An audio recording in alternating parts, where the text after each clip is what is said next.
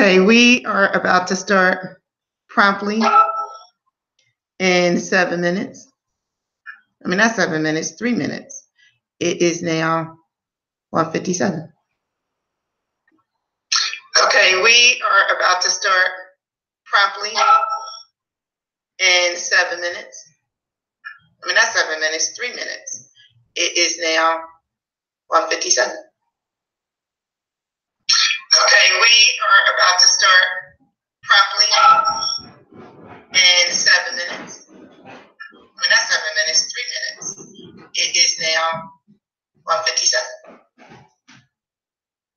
Okay, we are about to start promptly in 7 minutes. I mean, not 7 minutes, 3 minutes. It is now 1:57. Okay, so this. 7 minutes. I mean, not 7 minutes, 3 minutes. It is now. Okay, so, all right, I think I got it. All right, so last time we did a hangout, when we did a broadcast on this platform, I wasn't able to like split the screen, but now I'm able to see how I can split the screen. And so actually what's happening is I'm broadcasting from one screen, but I put up the other screen so that I would be able to see the comments. So if you're in the room with me, can you please just say hello, identify yourself that you're here. We're waiting for our guest speaker to show up, who is Erica Lewis. Erica is we got 1 minute before we get started. So I like to get started promptly with these things. And it's funny because I'm going to tell you something. I watched a video today that made me get out of bed. And the funny thing is, like, we do these things and we think that we're not actually having an impact on people's lives, but we really are. So I watched this video. This dude's story just totally changed everything for me. And it really got me into action. It got me to where I could move forward with my day. Because so many times we just want to sit and lay around and not do anything and just, I guess it's considered take it easy. But when you stay in that mode too much, you really don't get things accomplished. And then at some point you find yourself really dissatisfied with your life. So you want to always be in the mind frame of what is it that I want to get accomplished and how am I going to get there? And it's really hard to get there when you're in chill mode all the time. It probably won't happen. So we're waiting for it. It is probably now 2 o'clock, and we're going to start the broadcast of the workshop naked. I can't say enough about this workshop. I love this workshop. I love the guest speaker that we're going to have on. Erica, she is fabulous. She is amazing. She is an amazing woman. And it's like, I think sometimes too, we look at the accomplishments of other people and we go into this mood of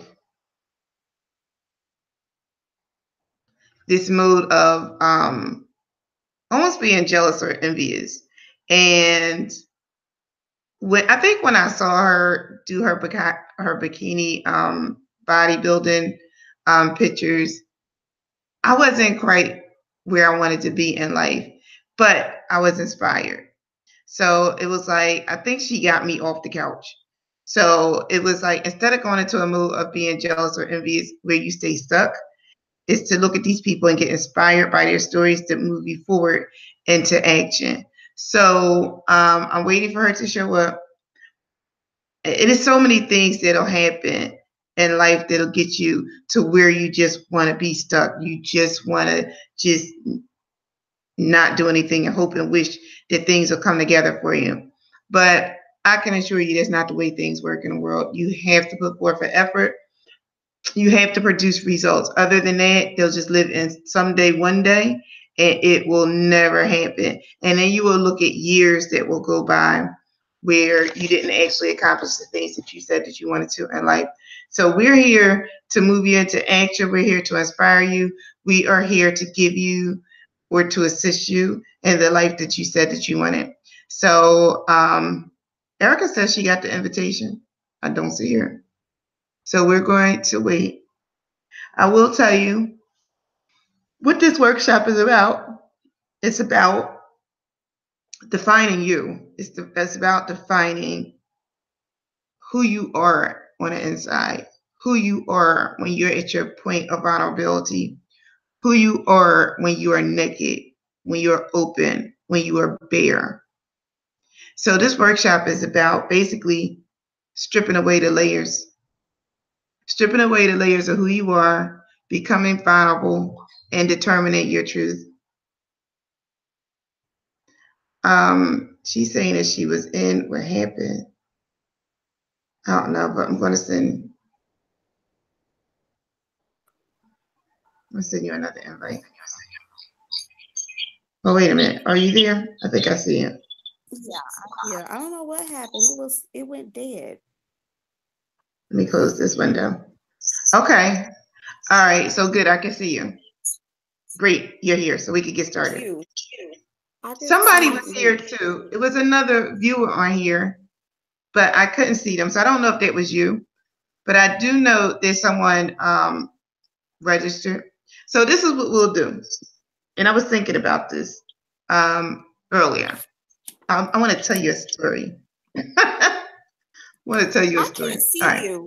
And I'm trying to figure out why. I can see you. I cannot. I just see the picture of me. Yeah, I can see you in full. Yeah, I can see you in full view. I can't see anything but me. I'm trying to figure out how to.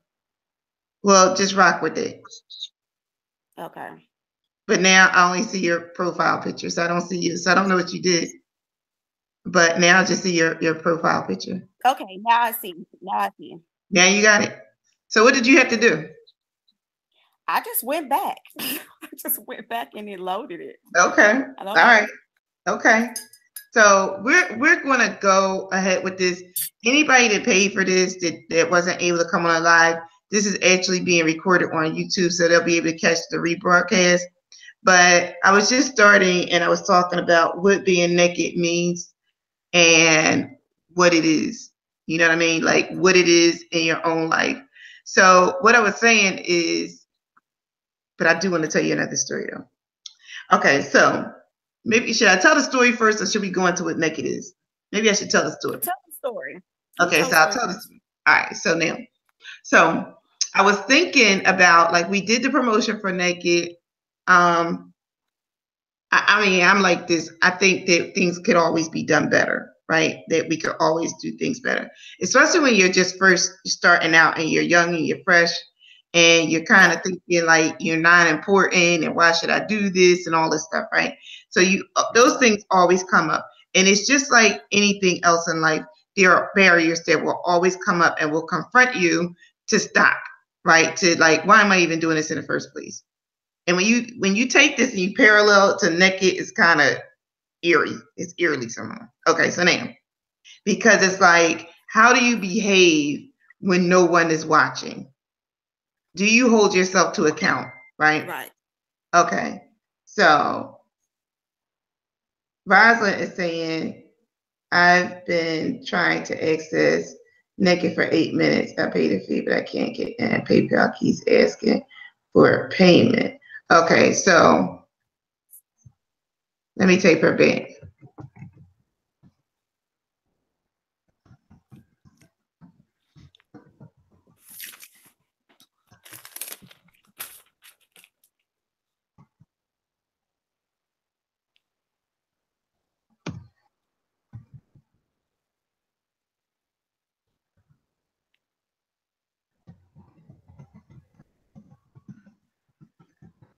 Okay.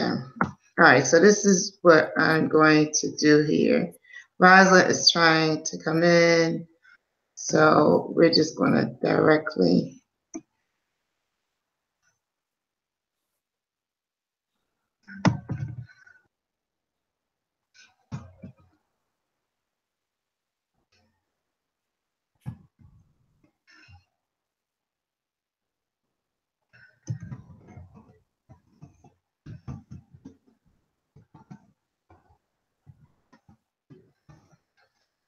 Okay. Is she on? I don't see her. No, I'm sending her another invite. I should have her Stuart, but I don't think I have her Stuart in my Hangout. So let me see. I'm trying to find her email address because she's saying that she can't get access. Through the portal. Yeah, she's having trouble getting through the gate. So, but I think it's because she pre-registered. So, and then I don't know. I think because I put the gate up last night, she can't get through the gate again. So, oh, I see. Yeah, so wait a minute. Okay, here it is. Okay.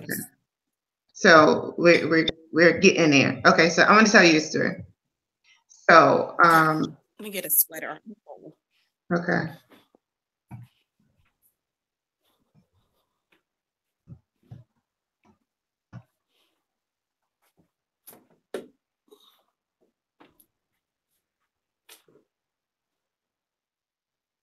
All right. Okay. So this should make this really interesting and fun because Rosalind's going to come directly into the room and not be just in the chat section.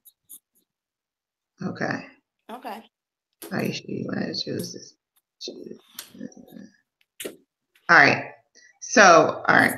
So anyway, so I want to tell you the story. So when you go to do things, you get confronted, right? So when I was a little girl, my father had a church. We lived in Philadelphia, and he had a church that was in Atlantic City. His aunt was like real old, and she was like, "Oh, I'm going to die, and I want you to take over the church." And the church was called Sweet Jerusalem. I'll never forget it. All right. So every Sunday, we had like this old VW van. Every Sunday, my father would faithfully travel about 2 hours to go preach. And every Sunday, nobody was there.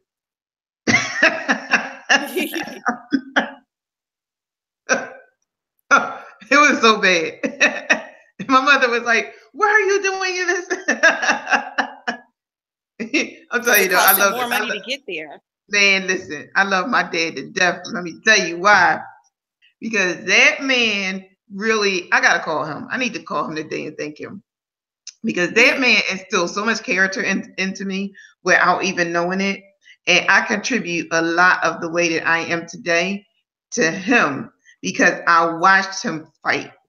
I watched him fight for everything he has, right? So we used to go to church, right? And then it was like bums were coming off the street to get warm, and we would all be around this little kerosene heater. It'd be freezing in that church. And my dad, he would faithfully preach, right? He would preach if nobody was there. He didn't give a crap. He would preach. So I was like, I didn't care. I was a little kid. I was along for the ride. So, and I was just kind of used to it. Like, that's what we do. So we used to have, so I'd be like, Dad, why don't we go get I forget these kids' name, but it was these little kids, and this lady had like 8 children, and she wanted to get rid of her children on Sunday. So she would let us come and pick the kids up, and my dad would preach to the little kids, right? That's cute. He would preach to whoever showed up. He didn't give a crap. He would preach. I don't even know what the heck he was talking about, but he would preach, right? And so finally, he decided to get a church in our home. So we moved. So what happened was we moved from Philadelphia to New Jersey to this little town called Sicklerville to make it closer, like the commute closer. So it might have been like an hour cut off in a distance, right? So we got closer. So that made it a little bit easier. But the funny part is like the van kept breaking down every week, and then we tried to figure out how to get back to Philadelphia and how to get back home and all that stuff. So finally, when we moved, he started a church in a school, in a classroom. He rented space in the classroom at the local school. So we were like, okay, like this, I'm a little kid. I'm along for the ride. I'm like, hey, this is great, right? So it was Right. this one family that lived in back of us, and he invited them to come, and then they came, and they had a couple of children, and they came, and then we started to grow a little bit, like maybe like 2 or 3 families, and then he rented space at an Episcopal church, so we shared a church with somebody else. They would go in real early in the morning, and then we would come in after, and we would have church, and then he okay, so now I'm wondering where Rosalind is. So then he would we moved, he had a church built, right? Now I'm telling you all this to tell you, right, that in the end, he built a mega church. Like if you Google my dad, you can find him, right? But he built a mega church. From there, that's what he has today. He has a mega church. So from there, he went to build a senior citizen center in our neighborhood. And then he went on to build a school in our neighborhood, my hometown where we come from. And then I went back with my brother, and they were building a development, what is it called? A housing development. So this lady calls me, and when she hits me up on Facebook, she was like, "Can you help me get into your dad? I'm trying to get one of those houses that your dad is selling, like a whole development." She was like, "I'm trying to get your I'm trying to get into where your dad's development is." And I said, "Well, I don't know anything about that. You got to talk to him about that." But that goes to show you, it does not matter where you start. You could start out doing this thing with no people, so long you continue on. So when we were looking at this today, I was like, geez, I don't really know how many people are going to show up. But I was like, regardless of whatever happens, you still show up and you still show out. You still do your thing, regardless of who's watching, you know? Right. And that's the issue with Naked, is that we have a tendency to not exercise, not eat right, when nobody's looking, you know? Right. No accountability. No accountability. So, but the thing that I related it to my father is when the church was open and nobody would come to hear him preach, he still preached. See, that's what this whole thing is about. It's not about being a success the first time out the gate. First time you start this thing, you see instant results, and it's like, oh, the stars and this heavens has opened up, and everything's all great, and you're so fabulous, and the crowd is cheering, and everything is so wonderful. That's not it. It's about perseverance, pushing through when it looks like, why am I even doing this? When everybody around you questions, why are you even doing this? Right? You keep going. You know, because you see the bigger picture. You know. Well, that just, it just goes back to being coachable, period. That's what coaching is. You have to be accountable for your actions while other people aren't looking. So, that's the whole basis, like you said, of Naked. I'm here to help people. I'm here to coach them, so they can get the best body and the best health of their life, so. Right. And the thing is, like, you wonder, wait a minute. I'm asking her, did she get it? There she is. I tell you, boy, patience is a virtue. Hey, Rosalind. Patience is a virtue. Rosalind, I was just about to email you. I was about to inbox you and ask you, did you get it? So Erica was having trouble getting in. So can you hear us? It was saying that I was in, but I couldn't see anything. Yeah, she might be having the same thing. But could you hear me though? Erica, could you hear me when you were in before? Yeah, I could hear you. So how did okay, there she Kim, is. Can you hear me? Yep, we can hear you. Yeah. Okay, cool. I had some technical problems on this end. Oh, okay. Yeah, I'm telling you, this technology is amazing, but it does have glitches sometimes. So we were having this awesome conversation. I'll just bring you up the part. And I was telling a story about how when you first start out doing things, how you do them alone. And I was telling Erica about how I watched my father. And matter of fact, when I hang up this live this evening, I want to contact him to just let him know how much he inspired me in my life. Now, how he inspired me without him even knowing that he was inspiring me. And I guess he has moved and inspired a lot of lives throughout his lifetime. I'm gonna tell you this other part of the story about my father. When I was a little girl, my father, he would show up sometime occasionally to pick me up from school, and when he was younger, he looked just like Martin Luther King, and people would be like, "Is your father Martin Luther King?"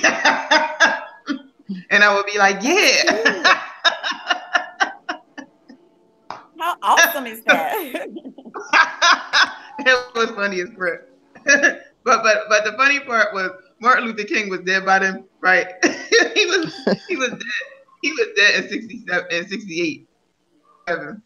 So like I was one when he was murdered, or maybe a couple months old or whatever. But the fact that he looked like Martin Luther King, I used to get so much play off, so much attention off of that, because they was like, "That's Martin Luther King's daughter."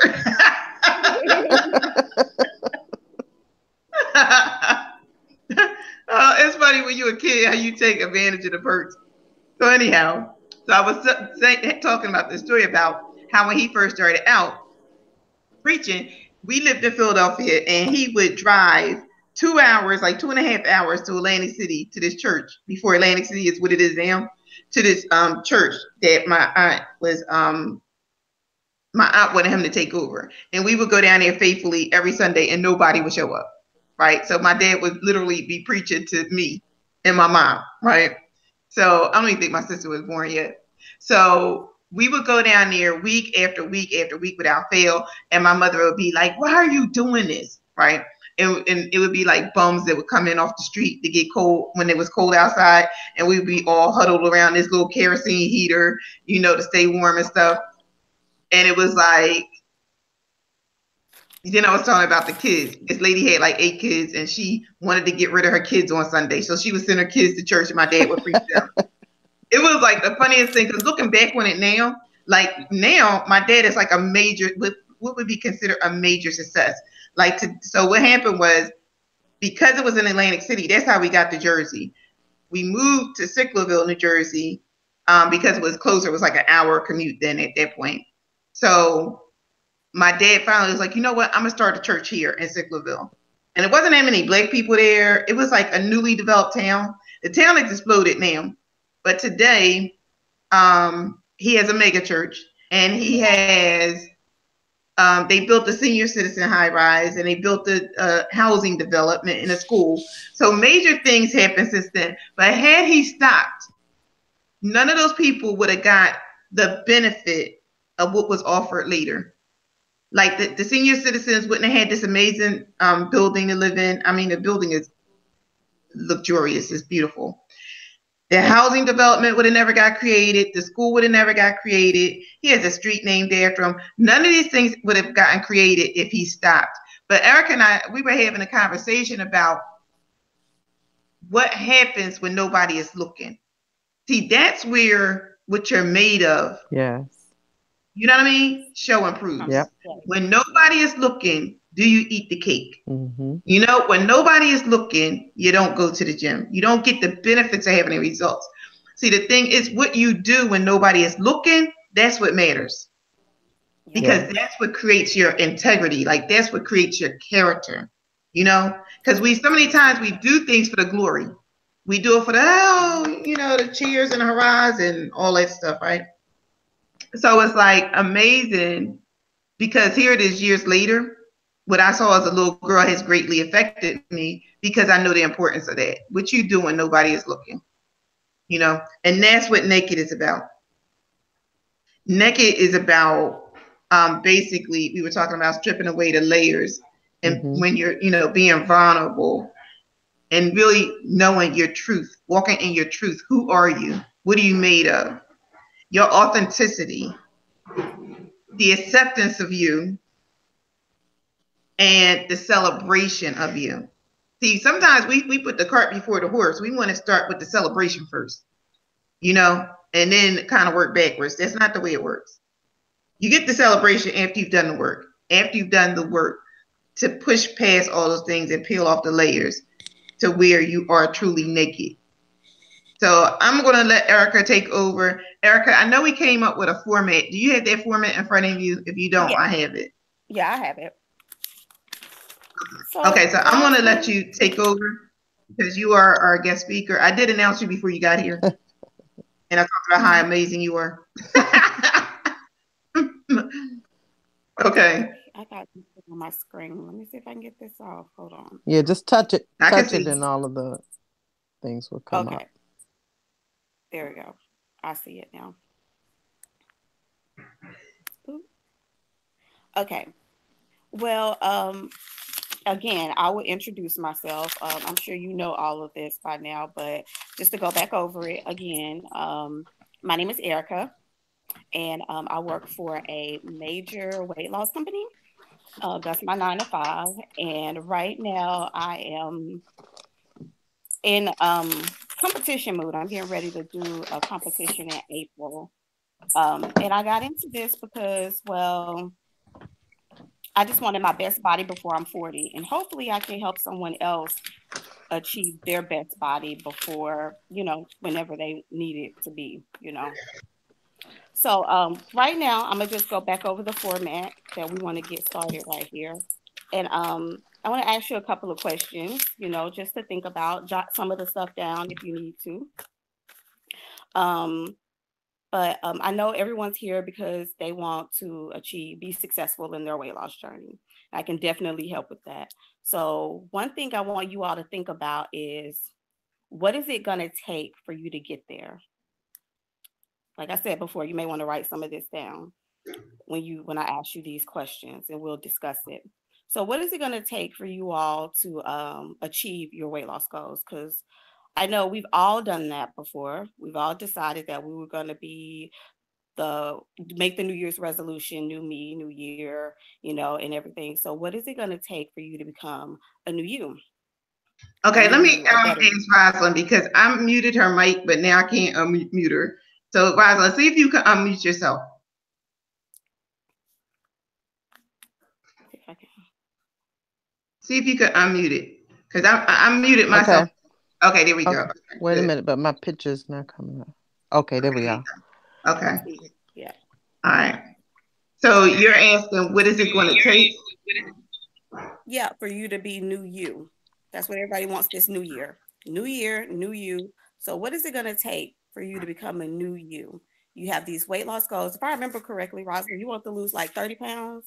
Yep. 30, exactly. 40? Mm-hmm. Yeah. 30. Okay. So what do you think it's going to take for you to become that new you where you lose that 30 pounds? What is it going to take for you? It's going to take for me to, first of all, to commit to it. Commit to it in my mind that this is what I'm going to do, and I know that I can do it. And I have to be accountable to myself, like you were saying earlier, Kim. What are you doing when nobody's looking? Nobody's watching. You're just there on your own. So that's my plan for me. I already am watching what I eat. I eat I don't eat any beef at all. I haven't had any beef in probably, I don't know, 5 years or something like that. And I don't drink any sodas because I know sodas are a killer. And just move towards more vegetables and some fruits. So you saying that for you to achieve your goal of 30 pounds to start, who you need to be is committed. Is that what you're saying? Mm-hmm. Committed. Okay, so when you become committed, who do you need to be to achieve commitment in your weight loss goals? I believe that I need to be active. I need to be positive. Okay. Exactly. Yeah, and I need to be mindful. And I say mindful because, I have a propensity to move towards sweets, and I really don't want to do that anymore. I'm basically inside my being have made up my mind that I really do not want to do that anymore because the sugar is killing me. Mm-hmm. Okay. So do you have like diabetes or anything like that? Any kind of medical condition? Yeah, I was diagnosed with diabetes a long time ago, but that was back in 2000. And the problem for me with the diabetes management Mm-hmm. has always been the drugs. Like something inside of me never settled about taking this medication. But there were periods of time when I didn't feel strong enough to defend myself Okay. against the medical community. So on December the 31st of 2016, I made up my mind that I wasn't going to take the medication anymore. I was sick every day, That's good. nauseous every day that I took the medicine. So my More next than question to you was what is your truth? And so right then you just kind of told me what your truth is. You don't want to mm-hmm, be a slave to modern medicine. exactly. So I'm not going to be okay. a slave to it. I've been okay, so that was December the 31st of 2016. So January, February, March. April, I had an appointment for a follow up with the Okay. endocrinologist. And 2 weeks before that appointment, I went and did my labs, got my blood work done, so that I could see if what I was doing was the correct thing to do for me. And all of my labs were in the normal range. Okay. So I didn't eat any meat during that time. I drank lots and lots of water. I drink a lot of water. And I believe that that is a part of what's making the pounds fall off. Over that period of time, I did lose about 30 pounds. That period, that 4 month Congratulations. period that I was trying this out, redoing the research on myself. Mm-hmm. And when she looked at my labs, she was like very happy, but then proceeded to write the prescriptions. And then I told her what I had been doing. Mm-hmm. And then, she was upset with me for not taking the drugs, not wanting the drugs, refusing the drugs. So the best that I could tell her was, I'm sorry, this is the end of our relationship because I'm not on your team, you're on my team. Mm. Right. And I need to find physicians um, or some holistic entities who will support what I'm doing for my life. Mm. Okay. So that's where I am today. I still do check my blood glucose. And when I Mm-hmm. eat something like, if I get a taste for, let's say, spaghetti, pasta, then it goes up. Mm. If I don't eat any of that, I stick with my vegetables. Even if I eat something like chicken, it still stays down. I try not to do any like impulse eating. Like I said, with the sweets, that's been my hardest challenge because I love some chocolate and ice cream and all of those types of things. But I also know that it doesn't work for the good of me. So I try to stay away from it. But I'll be honest, when I do want it, I'll like get it. Let's say I get a pint of ice cream. I'll just eat it in one setting. So trying to get better with that. Okay. That's where So I'm you at. have a lot of issues with medicine. So I think your way of starting off is the best way for you. Since you've had great results from it, great success from it, I think that was what was good for you at that moment. I commend you for refusing medicine because that's something that you wanted to do. But outside of that, what will the weight, like getting the weight loss off, the 30 pounds off, what will this do for you outside of freeing you from modern medicine? What will this do for you? Not just My the outside appearance. I want you to think deeper than that. I am. Like, I think it will offer me optimal health benefits, like cleansing and clearing out my organs. My goal is to like live as long as I can live, so that I can have an impact on people who, especially family members who are not healthy. mhm. I want to be the vision of healthiness. Mm. Okay. So, what do you That's what I think would was like. stopping you from achieving this before?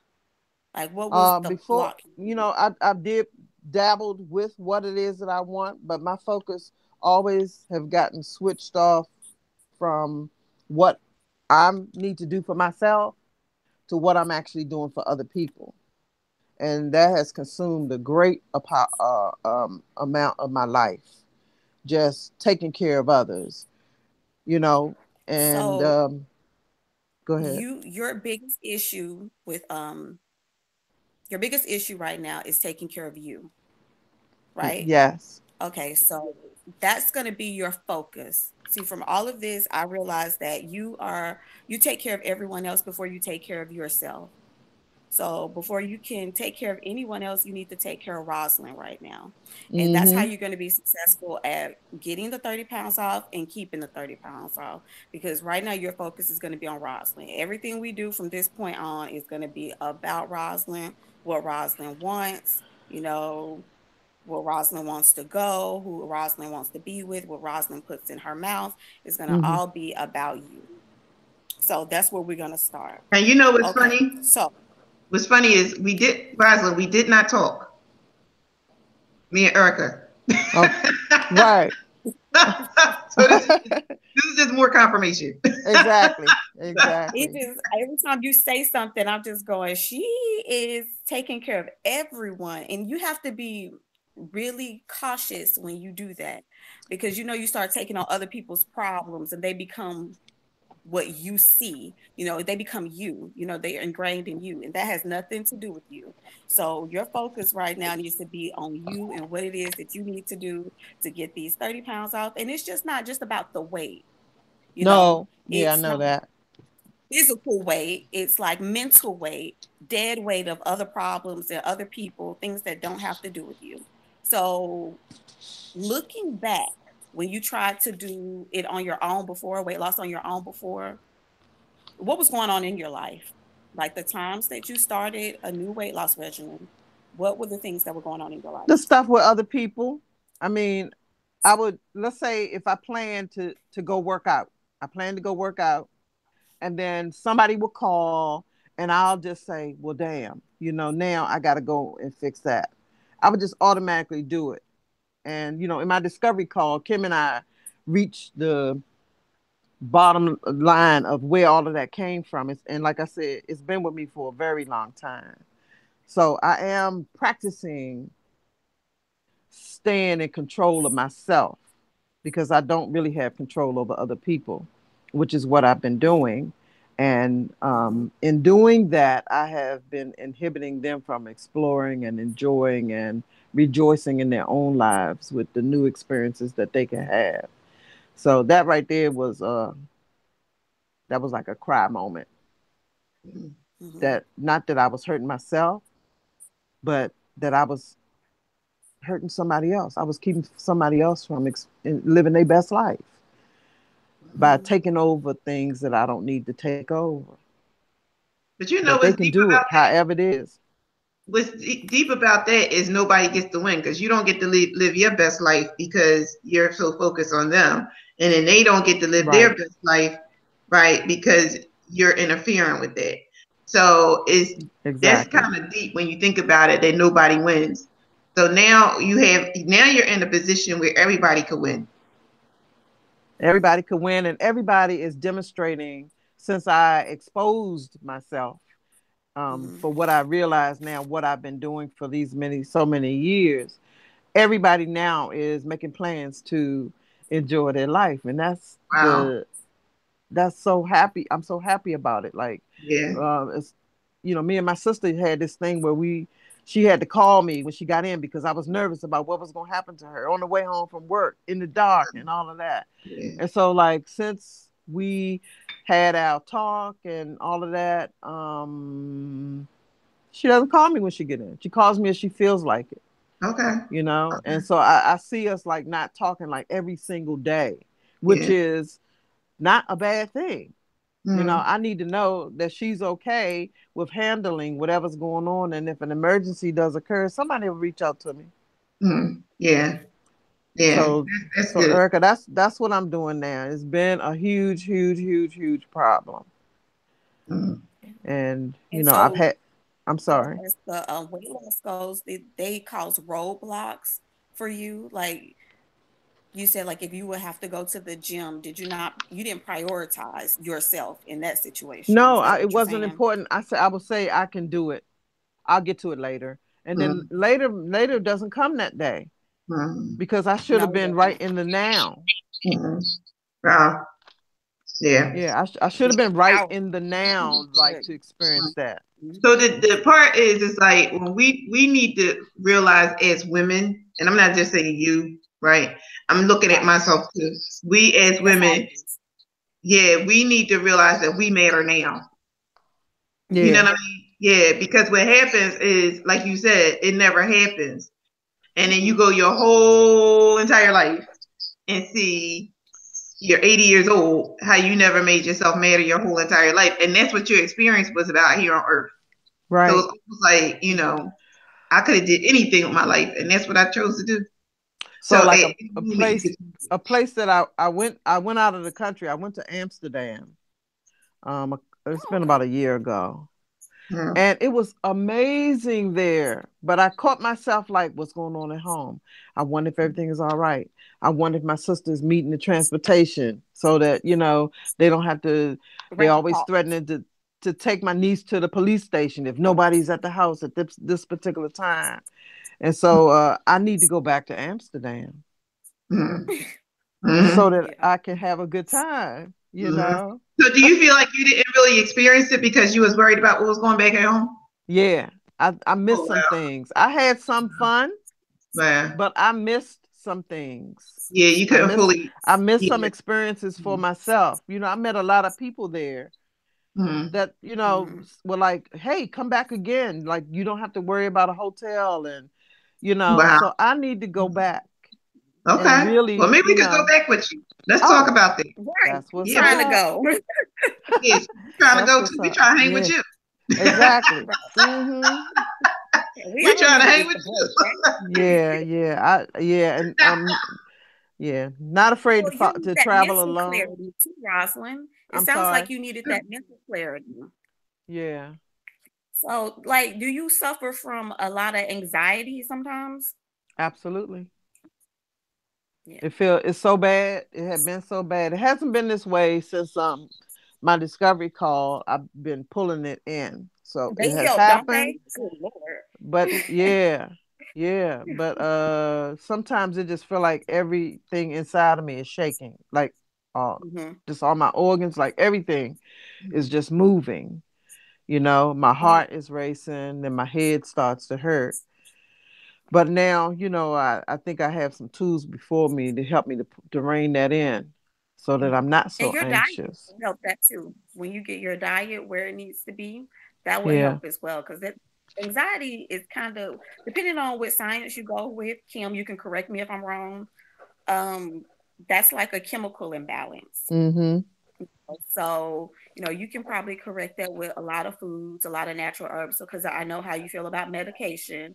So we don't want to put you on any kind of medicine, but there's a lot of teas and a lot of herbs and just like sweet potato, peanut butter, things of that nature that will help even out your levels so you're not so anxious all the time. But it sounds like you started off on. I do partake in sort of holistic type things. Like I do yoga, and I've been practicing yoga for about a year. So that started out. How's it helping? It helps me a lot when I do it, but when I first started practicing it, I couldn't feel and relate to the benefit of it because the class was at work. So, you know, when I get off from work, I might not. Some days I'm kind of flexible, so I might not even be on campus to experience the class. Then that means wherever I'm at, I have to go there through traffic and all of that kind of stuff because the class was at 6:00 in the evening. So I'm really a morning person. So now I have things set up in my house and, you know, with my the audio video stuff here in the house that I can get up. When I wake up at 5, I just get up. You know, I'm not hitting the snooze button. I just get up. And then, you know, I start the yoga positions while I'm in bed. And that helps me to be able to get up, no aches and pains. And then my mat, I just changed all my furniture around so I can leave my mat down. I don't have to worry about putting it down. And I just go ahead and start the practice. You know what? I noticed, because I started really being in tune when I have anxiety, right? Mm-hmm. So I really haven't had so much of depression lately, but for some reason, some anxiety has started to creep up. And what I discovered inside of that was really noticing when I was anxious, when I started feeling that feeling. And it was because things weren't moving fast enough for me. Right. That's a form of control too. Yeah. Right. Things weren't moving fast enough. So if I'm in the grocery market, that's where my anxiety happens. If I'm in the supermarket, right? Because people in front of me, they ain't moving fast enough. I got somewhere to be. I got somewhere to go. I ain't got time for this. Right. And I started noticing that I was like, everywhere I went, I wanted to be to get in and get out and move things along. And when it wasn't going my way, I was having a rage inside. Like, right. Showing up. I do that too. It was showing up as anxiety. So, and I started noticing. I do that too. Huh?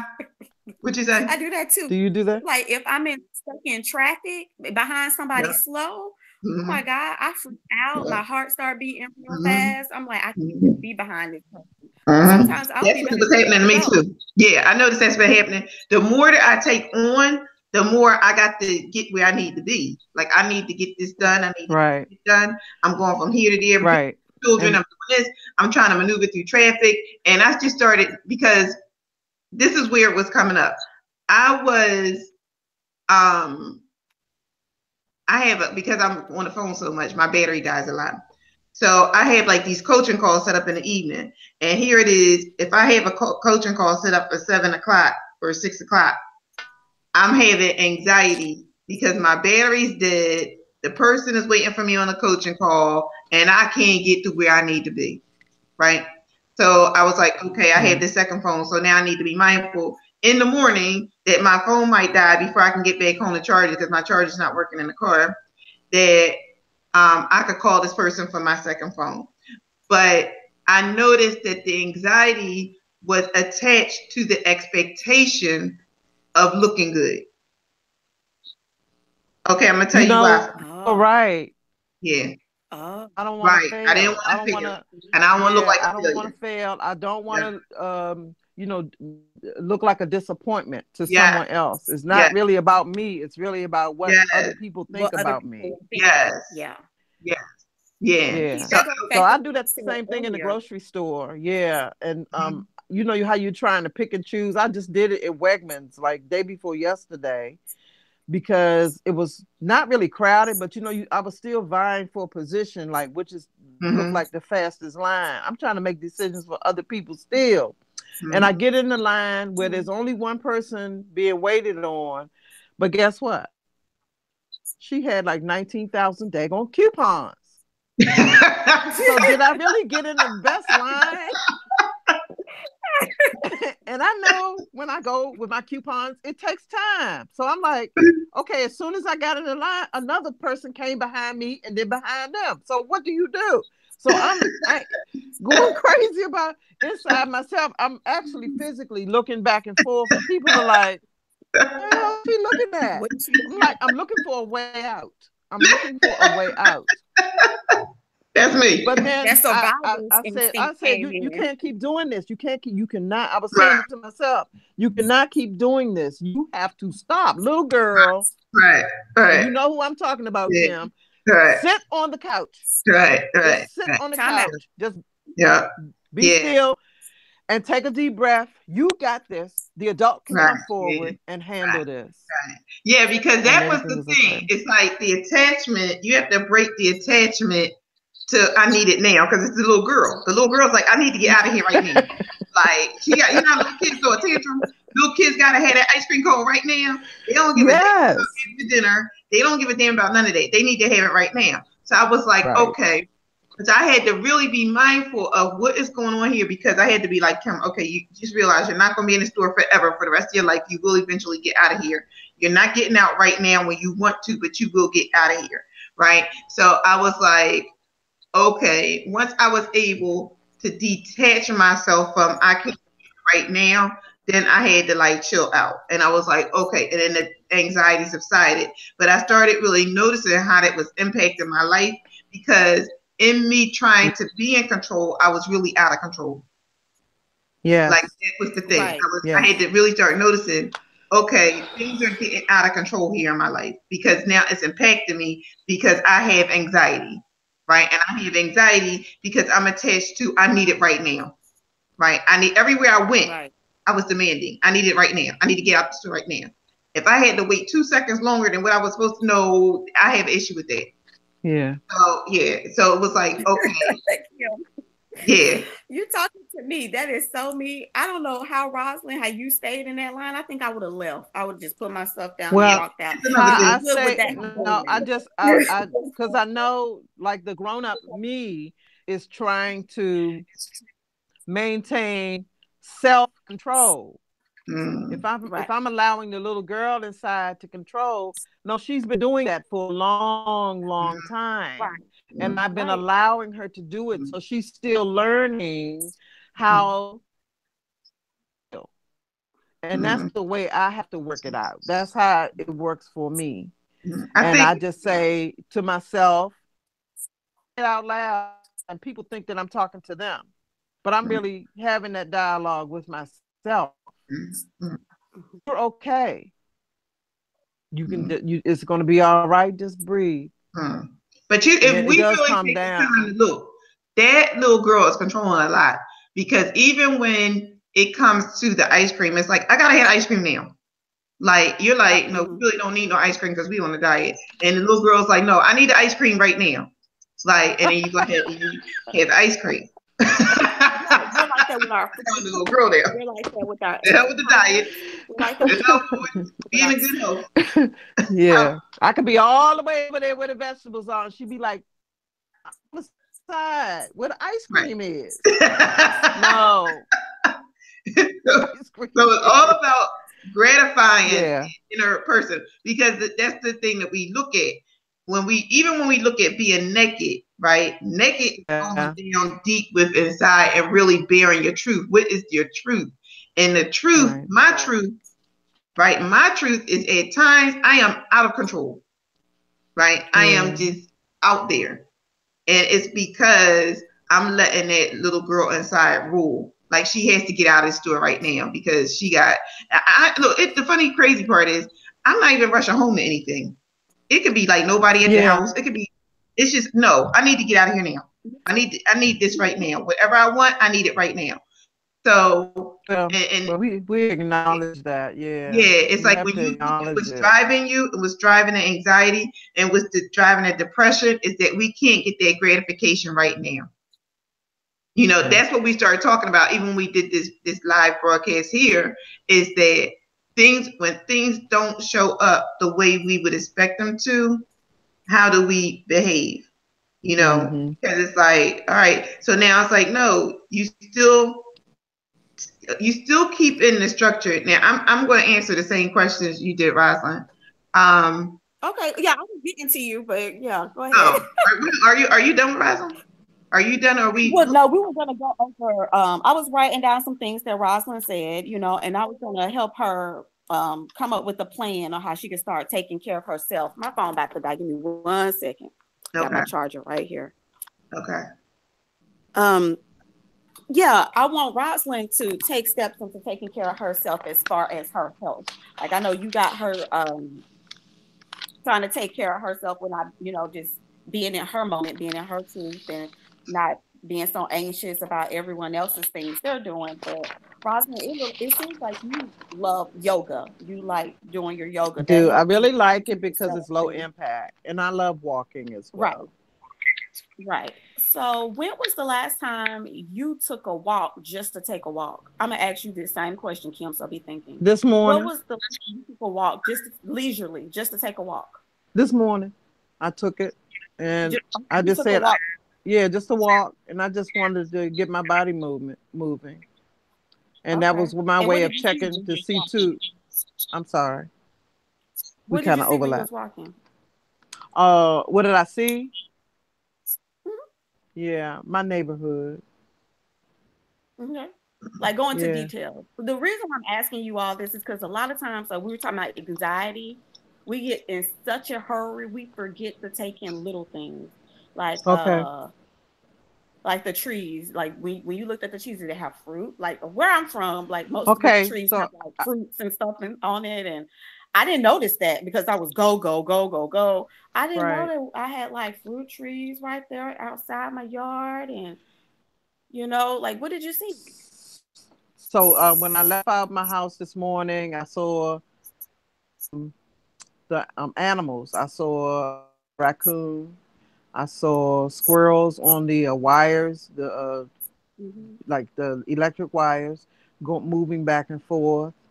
I could smell someone was burning their fireplace this morning. Hmm. How did the Uh, air feel? Was it cold, the crisp? air Like, felt it's not too cold here today, so it felt refreshing. I actually okay, came back in the house and took my heavy coat on and put on a sweater that I usually walk in when it's not too bad, and but I still kept my gloves on. And I left. I went to the left from my house so that I could go through the park. And in the park, I could see, even though it was kind of warm outside, we still had little spots here and there where it was ice from the snow we had several days ago. Um, yeah, the trees, you some of the trees had buds on them, like they're trying to okay? bloom before it's their time. That's what I was thinking. And I could hear Okay, sounds, cars moving, people people driving up to the church and just speaking to each other. And yeah, just the fresh air on my face. okay. So the reason why I asked this question is because we are so busy, and I think we forget that we are in tune with nature too. So we need to take advantage of just being outside with nothing to do, no movement, no thought, not a care in the world. That's why I was Yeah. asking, to go outside just to go outside. Like, did you just walk just to walk? No reason behind it, just to walk. Mm-hmm. And it sounded like you were in tune though with everything that was going on around you. So I like that. So I think at this point with you, I think when we devise your plan, we need to sit down and really think about how often you want to do yoga. Do you do yoga 7 days a week? No, I would say 4 days. 4 days? I do it. I would say I do it 4 days. Okay. And you do enjoy it, right? I do. Okay. How about we get you 5 days? Because this is going to help Okay. with your self care. Can you get 5 days in? Yes. Okay. You said earlier that's the number one thing on your list. So no matter what happens during the day, you have to do yoga. I don't care who needs a car ride. I don't care who needs a prayer meeting, prayer group. Rosalind needs to do yoga first thing in the morning. You said you're a morning person, so that's the first thing you need to do. Nothing else Okay. gets in the way of that time with your yoga because that's your time. That's the time of the day that you are blocking out for Rosalind. No one Okay. else. That's the appointment with you. Okay. All right. Absolutely. Now we'll go down to your food. That's your activity. That's your you time. So number two would be your food. Okay. You said you're trying to eliminate meat. Can I ask you why you're eliminating meat? Um, beef especially. I just feel like it just stays in your body too long. Okay. All right. And I don't know. I just, you know, I'm all into those videos, forks over knives, and all of that kind of stuff. Like, Yeah. what are they doing? Like I would really like to work my way to not eating anything with a face or mother. Right. Okay. So right now we are eliminating beef. Have you tried tofu? Yeah, but I'm not a fan of tofu. I'm not. Okay. All right. So are you substituting beef for anything like ground chicken, ground turkey, or anything Yeah. like that? Mhm. Yeah, I do use the ground chicken and ground turkey. Okay. So Occasionally, I would say every 2 weeks I might eat meat. what I want you to do for me is I'm gonna work a plan for you according to your. I'm gonna calculate your macros and what. I'm just gonna give you an example of what you should Okay. be eating. So I need you to send me some information. Send me your current weight, your goal weight, okay, and tell me how often you eat too. Okay. So with this, I'm going to give you a week of me calculating your macros for you, okay? And see how you like it, how you do with it. And my email address is I'm ready. naturally, naturally, Mm-hmm. Yeah. Akiri, AKKIRE at gmail.com. Mm-hmm. So did you get all the information I need? Your current weight, your You goal want my weight? current weight, my goal weight, and how often I eat. Right, right. Okay. Yeah. And so then I'm going to calculate that. I should have it done by the end of the day. As soon as you send it, I'll have it done by the end of the day. And Okay. I'll give you an example of something you should be eating every like couple of hours. Because I want you to eat every 3 hours, every two and a Mm-hmm. half to 3 hours. Okay. Okay. And we already talked about water. So if you can get about 2 liters of water in a day, I always say a gallon, but I don't know how your lifestyle is. I even with my job, I sit down. I can't stand going to go pee every 5 minutes. So get get Mm-hmm. 2 liters, at least 2 liters in. Okay. So Well, I after don't that, care how then many times I have to go to the bathroom. I do try to get it in. I get it in. So I okay. usually Well, drink the 16 point, what is it, 16.5 or 16.9 ounces mhm, bottles yeah. of water.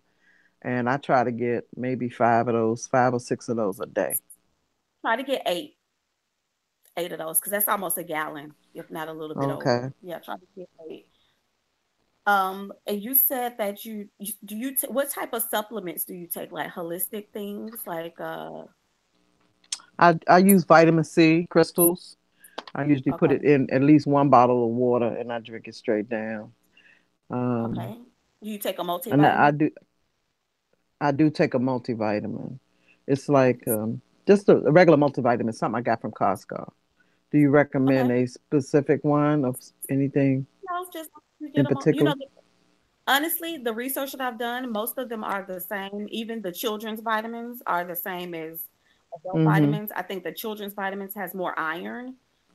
That's about it. Okay. And then the women's, though the ones for women have more folic acid and a little bit more biotin and maybe a little bit more calcium.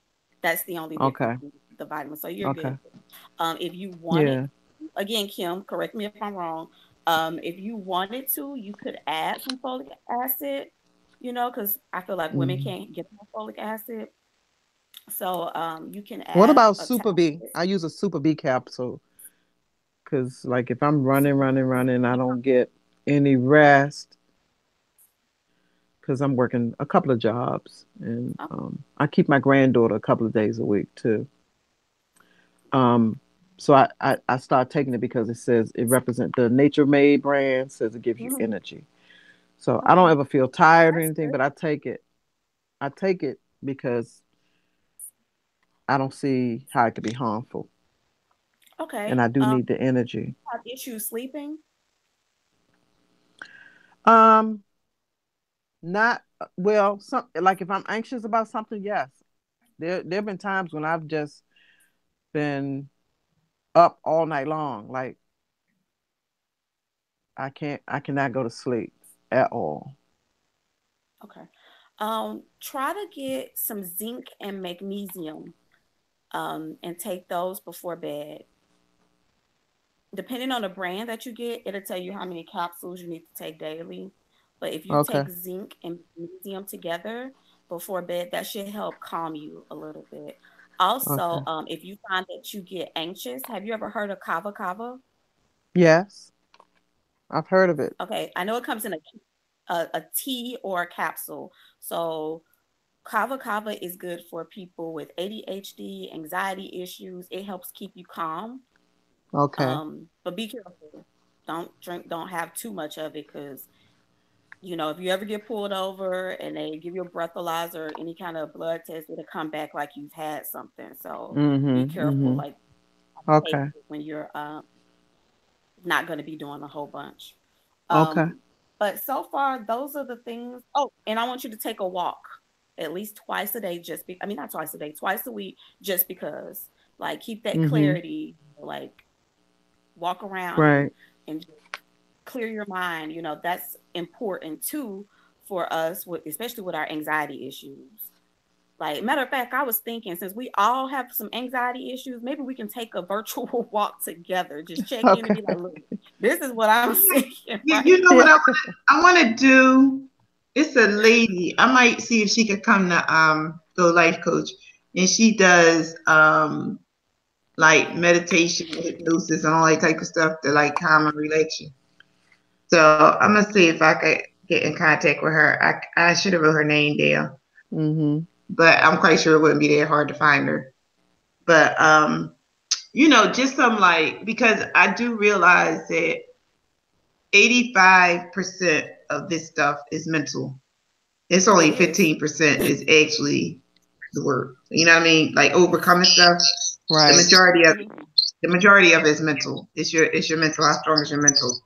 So that's what I'm working on now, is mental discipline. So that's where my focus is.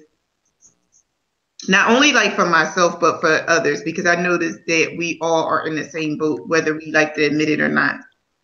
Yeah. Girl, yes. Like when you talk about anxiety, that's just me in a nutshell. Yeah. I didn't realize I had anxiety issues until I started talking to a friend of mine, and I have issues sleeping too, Rosalind, just so you know. That's how I know about the zinc and the magnesium. Mm-hmm. My coach put me on that because I'd be up just looking, my mind doesn't stop. So that was when I realized I had anxiety issues. Like, my mind does not stop. I didn't realize it was normal for people not to have a thought. Like, to me, that don't make sense. I'm always thinking I about don't know what that something. feels Y'all like. do that. I just got there. I don't know what that feels like. No, I just got there. I just got there. I'm gonna tell you how I got there. I got there when I stopped going to war with myself. Right? Yeah. When I stopped going to war with myself and I just allowed things to be, and I went more into creating my life, making things happen that I wanted to see happen, instead of allowing things to be, like, come into my life to solve my problem. Like, for instance, if I only had a man, this would happen, like that conversation. Right? Yeah. When I stopped having those conversations with myself, then I went into a state of peace, and I started noticing, because I go all day with no TV. I'll be in the car, no radio. I have to be like, dang, you don't have the radio on. But I'm so comfortable now in the silence that I noticed, since I started doing that I don't have a lot of thoughts in my head anymore. Like, I never knew what this was like at one point in my life, because I used to talk to a guy and I'd be like, what you thinking about? And he'd be like, nothing. And I was like, how are you not thinking about nothing? Everybody's always thinking about something sometime. And then I got to this week and I realized, oh, you cannot think about nothing. Mm-hmm. And that's when I started really leaving. Like, I didn't have a resistance with myself. I wasn't fighting against myself all the time, and this tug of war about what you ain't doing and what you need. No, it was just what's so. When I started experiencing that's when I really started to experience what peace was like. Peace is when you're not going to war with yourself. When you're just allowing yourself to be just how it is, without trying to fix or change anything. It's just the way it is, and you're okay with that. I started experiencing the anxiety, like I said, when I was too attached to the outcome of looking good, that my coaching clients would judge me for not showing up on time. So what I had to do in that case was prepare myself that I might not make that call, and put a system in place so I can make the call. You see what I'm saying? Or just being okay with asking for forgiveness and allowance. Like, please forgive me for being late. Like, I didn't properly prepare for this, and my battery went dead, and I hope I didn't inconvenience you too much. And then I could resolve the issue, and then I didn't beat myself up anymore. So just making that word. What you said? Going back to that word, being authentic. So you just decided to just be authentic. Right. We're not superhuman, but we're not superhuman. Right, and give it up.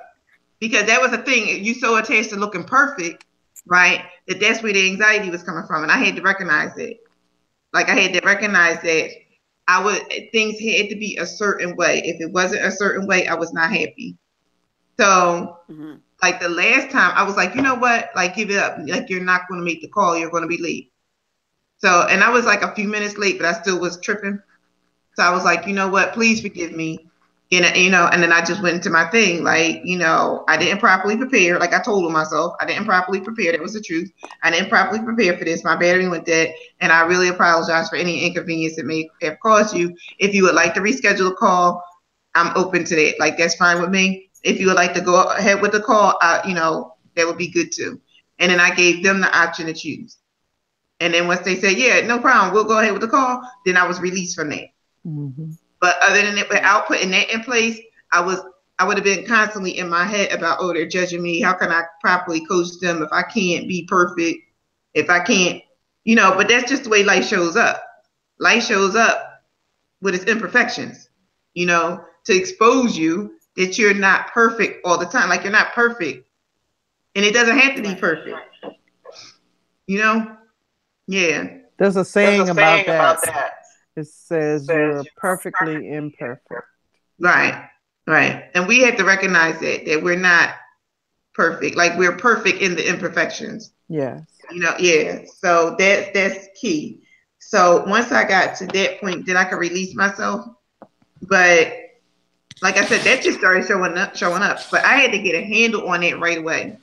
Because if I didn't get a handle and conquer it, that would be something else that I would be hiding. So now I'm not living an authentic life if I'm always constantly hiding who I am.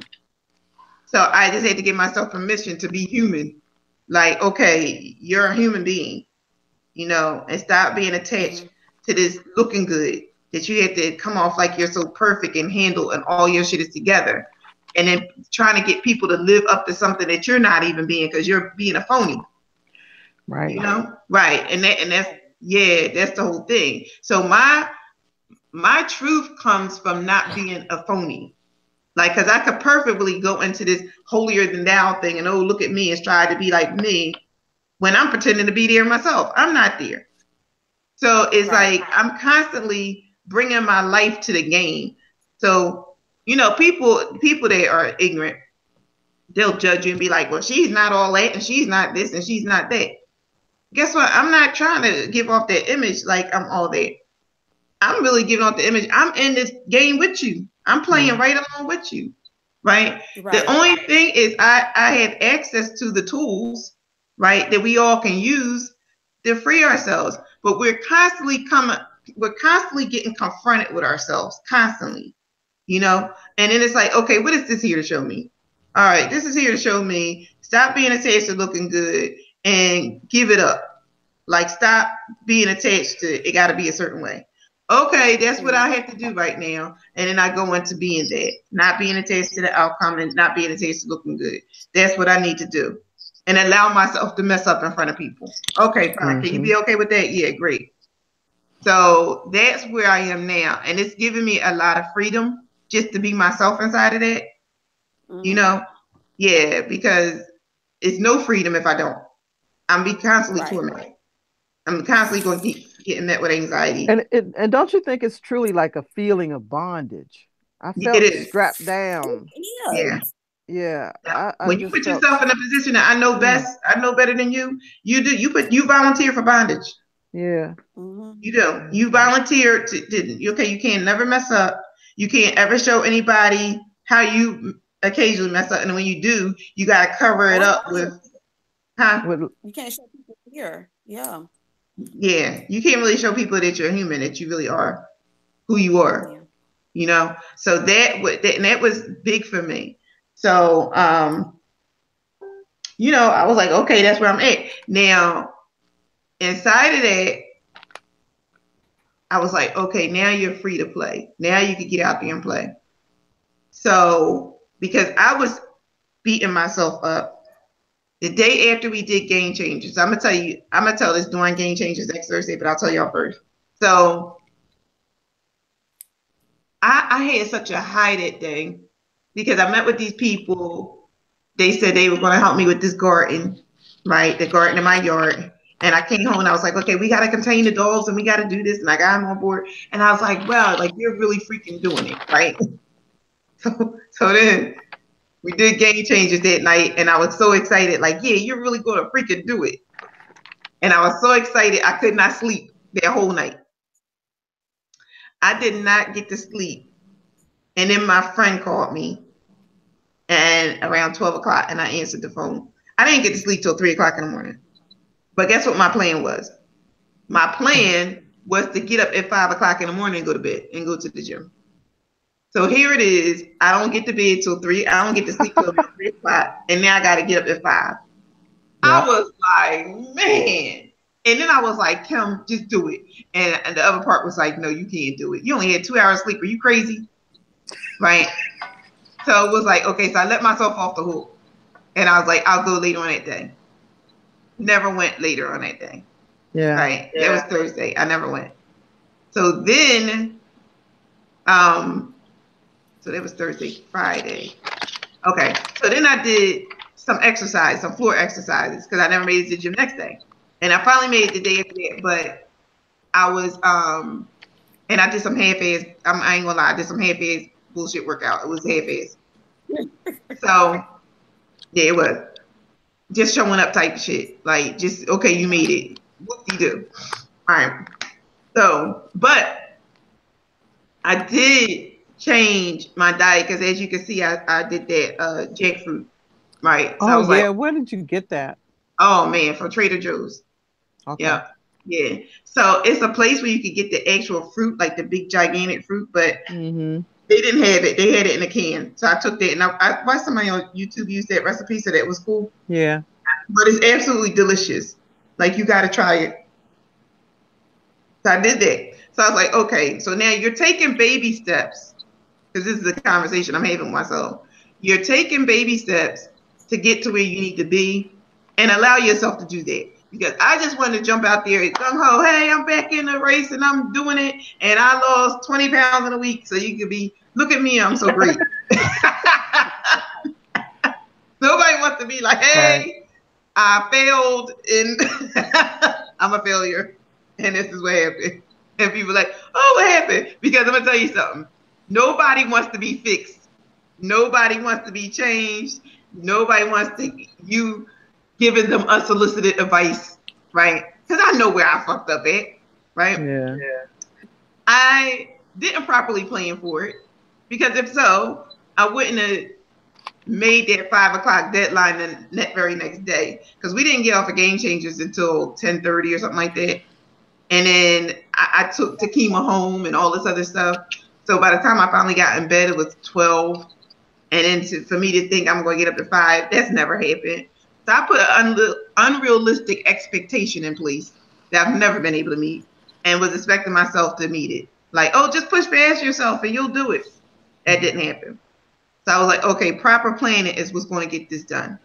So I was like, all right, I'll put that into my structure. So I still have yet to build my mat. I have to do that before Thursday. I don't want to wait until the last minute. So I guess I'll commit to doing it within the next 48 hours, I'll say, to build in my mat. Why don't you do it like on lazy day? I have no lazy days. Like a day where you don't have as much to do. That's like today. But today, I'm getting off this live, and my daughter's birthday is tomorrow. So I'm having a birthday party with her for today, because she's not going to be here tomorrow. But in the midst of that, I'm coloring my gray today. Right. She's doing my hair. I have some homework to do for school, and I got some notes to do. That's what a lazy day looks like for me. So well, I'm kind of there. Yeah. So, like right now, I'm meal prepping. Yeah, it don't look like it, but I'm meal prepping. Huh? So if I get up, I gotta check the oven. But like I feel like on the Sunday or a day where I don't have as much to do, like if I'm sitting for a minute, I can get like my plans and stuff done. Like I can get my meal prep done, which I need to check the oven. But I can get my meal prep done. I can figure out how many times a week I'm going to the gym, which is supposed to be 6 for me. But stuff happens, so I can plan around it. Maybe one day I can get 2 workouts in, you know, or 2 different muscle groups. So I'm not without working that muscle group for the week. So I say, well, I'm gonna tell you, I'm gonna tell you right now, I have such great ideas and such great expectations for myself. And without that structure being in there, it don't happen. let me I'm gonna tell tell y'all you what my barrier is. I'm gonna tell you what my biggest barrier is. My expectation and my energy level meeting at the same damn time. Like I could say in the morning, oh, I'm gonna go to the gym this afternoon. And then when the afternoon or the evening hits, I have no energy to pull it through. So it's like trying to get those two things to match up at the same time. So I was like, okay, I'll do the 5 o'clock thing. So I might have a greater, which is new for me, I might have a greater chance at meeting that than after work type of thing. So I want to see how that works. I'm willing to give it a try. I've never done it before. I've done it like once before for like 2 days out of my whole time of working out at the gym. But I'm thinking this is what's going to have to be, because other than that, you are a morning person? Are you a morning person? No, I'm actually a night person. Okay, well, why not just work out at night instead of trying to get up in the morning? True, but like, because in the evening, in the evening, I just don't have the energy. So, Kim, you posted a video of, I can't even think of the guy's name, but he was talking about all of his adversity and pushing through. You talking about today? Yes. That dude got me out of bed today. Yes, like that's what you need to put on when you feel like you're too but tired. that's what I was thinking. I said, well, every morning I was listening to that, listening to him, and I was in here moving furniture. Yes, he was so freaking inspiring. That's what I was thinking. I said, every morning until I get a handle on this, I need to listen to him, because he will get you to move. He will get you, because he was like, he don't care that it sucks. Like that was really a really inspiring story. And then you saw his physical transformation. Yes. So that's the deal. Like I was like, okay, he'll get me up out of bed in the morning. He is a part of my strategy, because I was like, okay, you need a strategy in place. You need structure in place. You need systems in place to support you, because I do have a goal. I'm going to tell you what my goal is. My ultimate goal is because I had a coaching call with a coach, and I put a post up about this, and he said, do you want to just be a regular businesswoman, or do you want to be a master? And I was like, and I thought about that, and I was like, man, who doesn't want to be a master? Like, to be a master, to really have mastery over this thing. So I was like, he said, but the mastery comes from self-discipline. It comes from mastering yourself first. You can't teach. And he said, the main thing, he said, well, what you do, he said, you don't help people. I wrote it down. He said, you don't help people, you build people. Mm-hmm. So now, who am I to first build? Myself. Yeah, it's to build myself first. Because I can't tell you, it's like the fat cardiologist trying to tell you about heart disease, and he looked like he about to meet the maker in the next 10 seconds. So I know when you see those speakers up on stage, they have a certain look to them. They have a nice, lean cut look to them. But the importance behind it is not so much about the physical, it shows their discipline. Mm-hmm. So I can't be all out of control, my body looking out of control, right? And I'm teaching you about self-control. They don't match up. And again, I look like a phony. So I have to first practice what I preach, and I have to basically get in control. So I'm constantly working on self-mastery, but these things are coming up now because I'm confronting myself more. Like each time you hit the wall, you got to bust through it. Mm-hmm. So I'm like, okay, what is this wall here for? It's for me to bust through, but I need to really look at this wall and figure out what the heck is this wall here for now. So I'm constantly confronting myself because I'm taking myself to the next level. So all this shit is coming up. Like all these shit coming out the damn crevices is coming up. So I'm like, all right, let's understand why this is the anxiety is here. Okay, I got that now. I learned that lesson. What is the other thing? It's all types of shit. Letting yourself off the hook, the whole thing about when nobody's looking, it's all types of shit that comes up. Who are you when nobody's looking? Yep. So I was like, okay, the whole thing about being authentic, walking in your authentic truth, right? That's coming up. Who are you really? Okay, so all of these things are coming up to prepare me for the big game. So the big game, I know the big game is coming. I don't know when the big game is coming, but I know the big game is coming.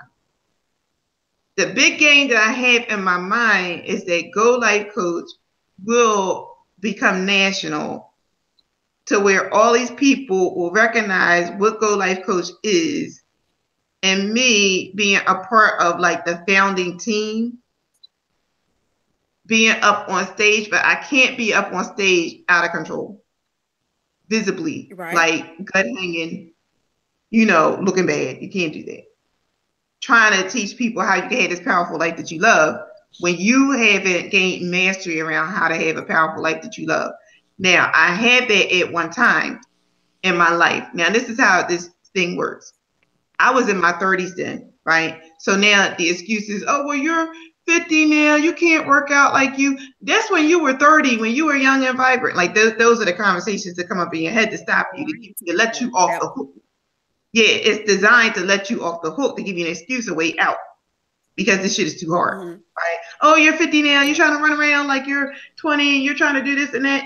So then I put the picture up and I said, yeah, 50 still rolling like I'm 20, to remind myself, yeah, you can still roll. Like, don't let that fool you. Don't let the age be your excuse as why not to live. So it's like always these things are coming up that you're confronting yourself with. And I was like, okay, you got to take them on. You got to take them on head on. I did stand in front of the mirror naked. How'd that go? Tell us how that went. All right, so this is what I did. I actually had 3 scales. Don't ask me why I had 3 scales, but I had over, you know, this journey, I've had 3 scales. The 2 digital ones were broken, and my old faithful, the old manual one, came through. So I stepped on a scale, and I was 199, which was an achievement for me because I thought I was more than that. Congratulations. Huh? Congratulations, because you know, small little steps, that's good, you know. Yeah, during my lifetime, I have been as high as like 230, 240, somewhere where I stopped counting. Right? Okay. So I was like, okay, that's pretty good. But I said I was going to lose 40 pounds. Now, I know from in the past that 165 is my cutoff, because I look too skinny if I go beyond that. I did take myself down one time in my lifetime to 138. That was way too much. I was too skinny. I ain't have no ass. I ain't have nothing working for me. So I knew I can't do that again.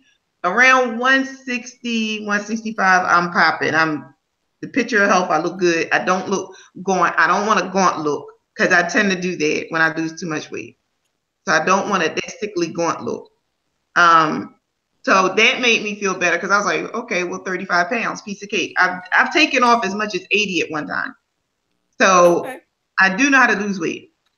And this is why I always come with this, is me knowing is not enough sometimes. Like it's not. Me knowing the right answer ain't what's going to get you through. What's going to get you through is when you don't want to do the shit. When you don't want to get off the couch. You know you should be at the gym, but the couch feels too damn good. Okay. So is how do you do it when you don't know how to do it? You know, when you don't want to do it. And what I mean by when you don't, how do you do it when you don't know how to do it, is when you don't know how to get off the couch. You're not motivated. Right? Yeah. How do you push past yourself when you're not motivated? Huh? You have to be determined. Like, this is what I want by this and this date. That's how I did it. That's how I was able to do it. I was like, I want my best body before I'm 40. The best body of my life before I'm 40. And that's what drove me. Like, look, I have to have the best body. And I already told that being is everything. That being, that's what it is. It's who are you being? I have to constantly ask myself, who are you being right now? Oh, you're being fat and lazy. Okay, well, you're going to continue to get fat and lazy results. Who are you being? Oh, I'm being determined. Okay, then get off the couch. Who are you being? Right. Like I constantly have to stay in that being mode. That's my beast mode, right? That's how I'm gonna have to get this done. Constantly confronting myself on who I'm being. What is this gonna do for me? Huh? What is this gonna do for me? What is Yeah. this gonna do for me? That's what I always ask myself. What is this? And you have to take it one workout, one meal at a time. What is this meal gonna do for me? Yeah. Well, if I eat cake, well, I'm not gonna get a 6-pack if I eat cake. So then I'm not gonna eat this cake. Well, I'm gonna tell you how that works. Well, you be like, the cake ain't gonna hurt this one time. Like right. Oh, well, I'm gonna work legs tomorrow and I'm gonna need to, like, I can really rationalize it. Like, I'm gonna work legs tomorrow and I'm gonna need the extra carbs so I can work legs because I'm gonna need that energy. So I can actually have the cake today, but tomorrow I won't have any carbs. You know, like I'm trying to no cake. Yeah, we rationalize everything, man. We do. Right. We try to make everything make sense. We really do. And it's like, you know what? The more knowledge you have, the more you can rationalize it. Because I just told you what I do. Like, I can eat this ice cream, but tomorrow I'm going to work legs. Yeah. Like when the holidays come up, I do legs before the holiday, legs after the holiday. Why? Because I know I need that energy and I could use all that energy for the leg and butt workout because that's the biggest muscle group. So that's how I'm rationalized. I'm gonna eat this pan of dressing because I love dressing and I'm gonna make it work for my ass and make my ass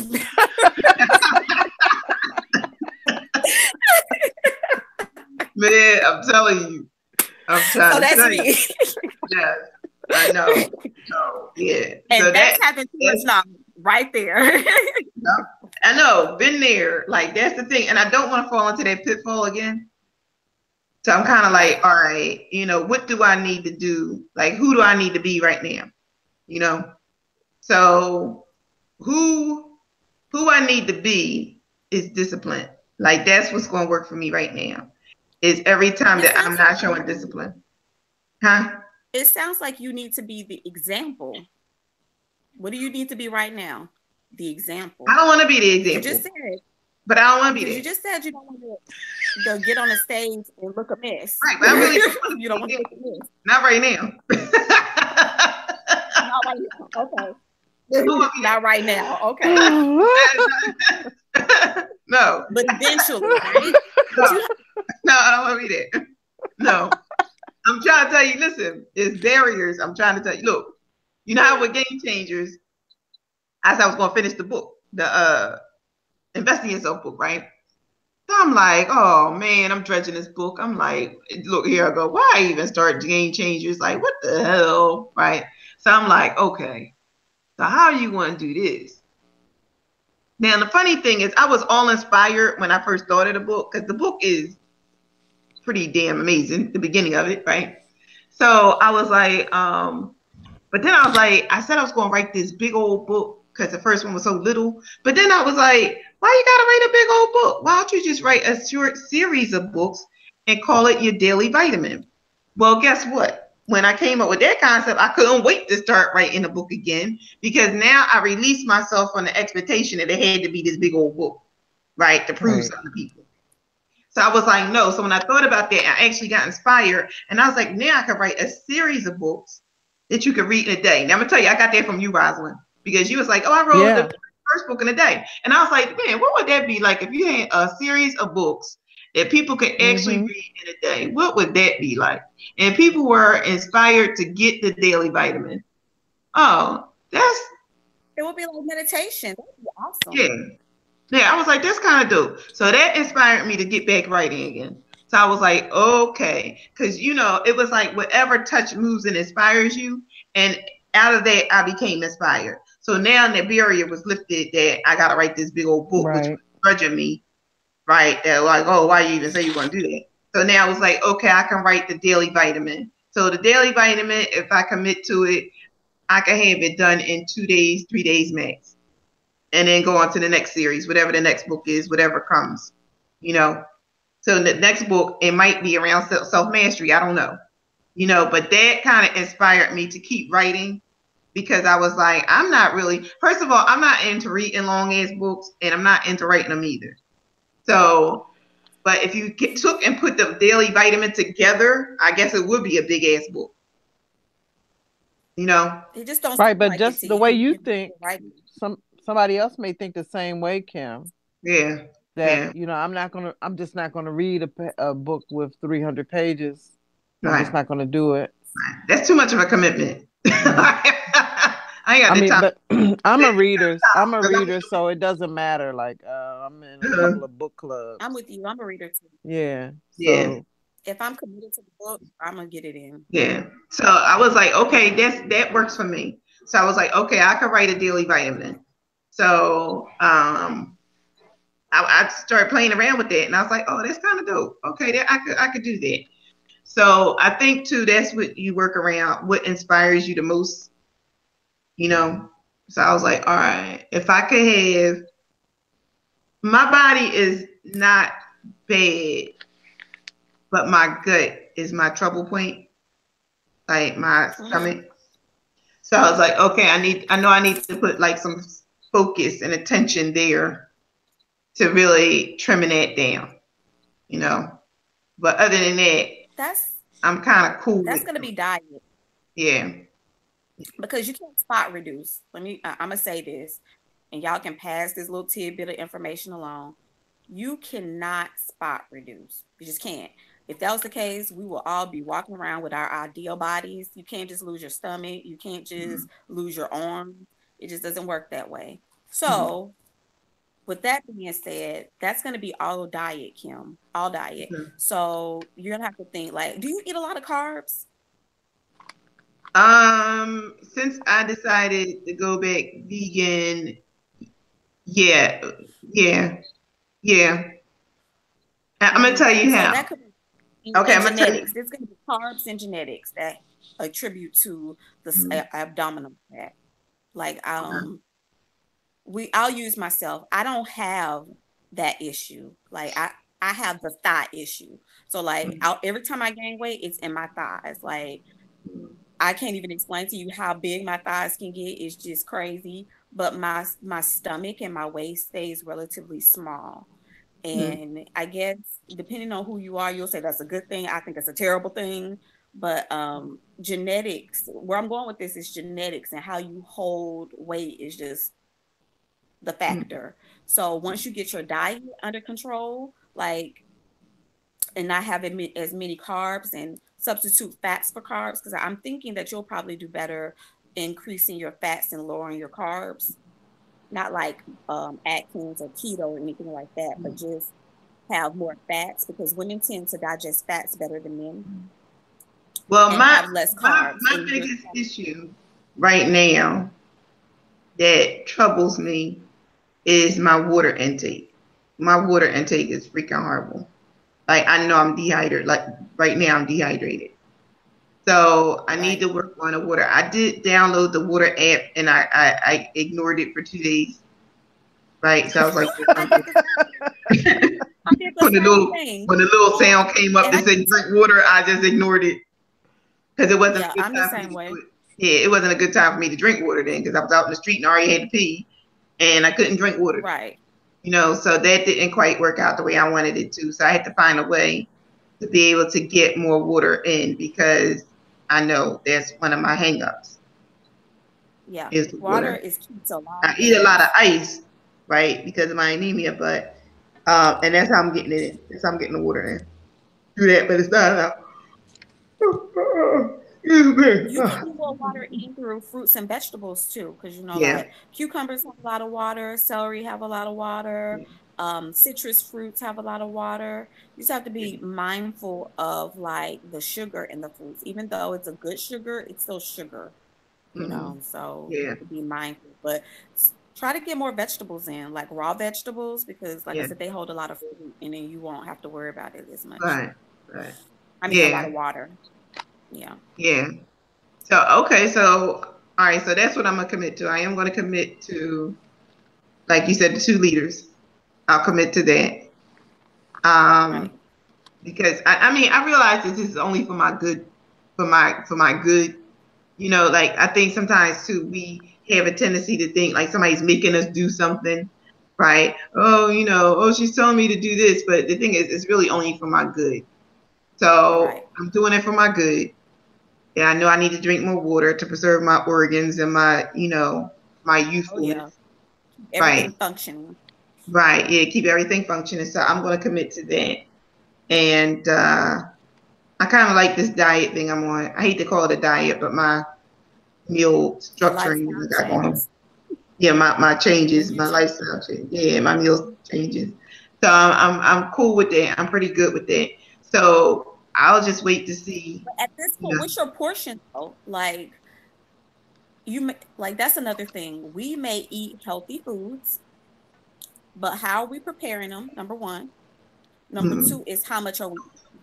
Just like when I looked at Okay. your salad that day, that was an excellent salad. Like I wouldn't take anything away from your salad, Mhm. but how much were you putting on there?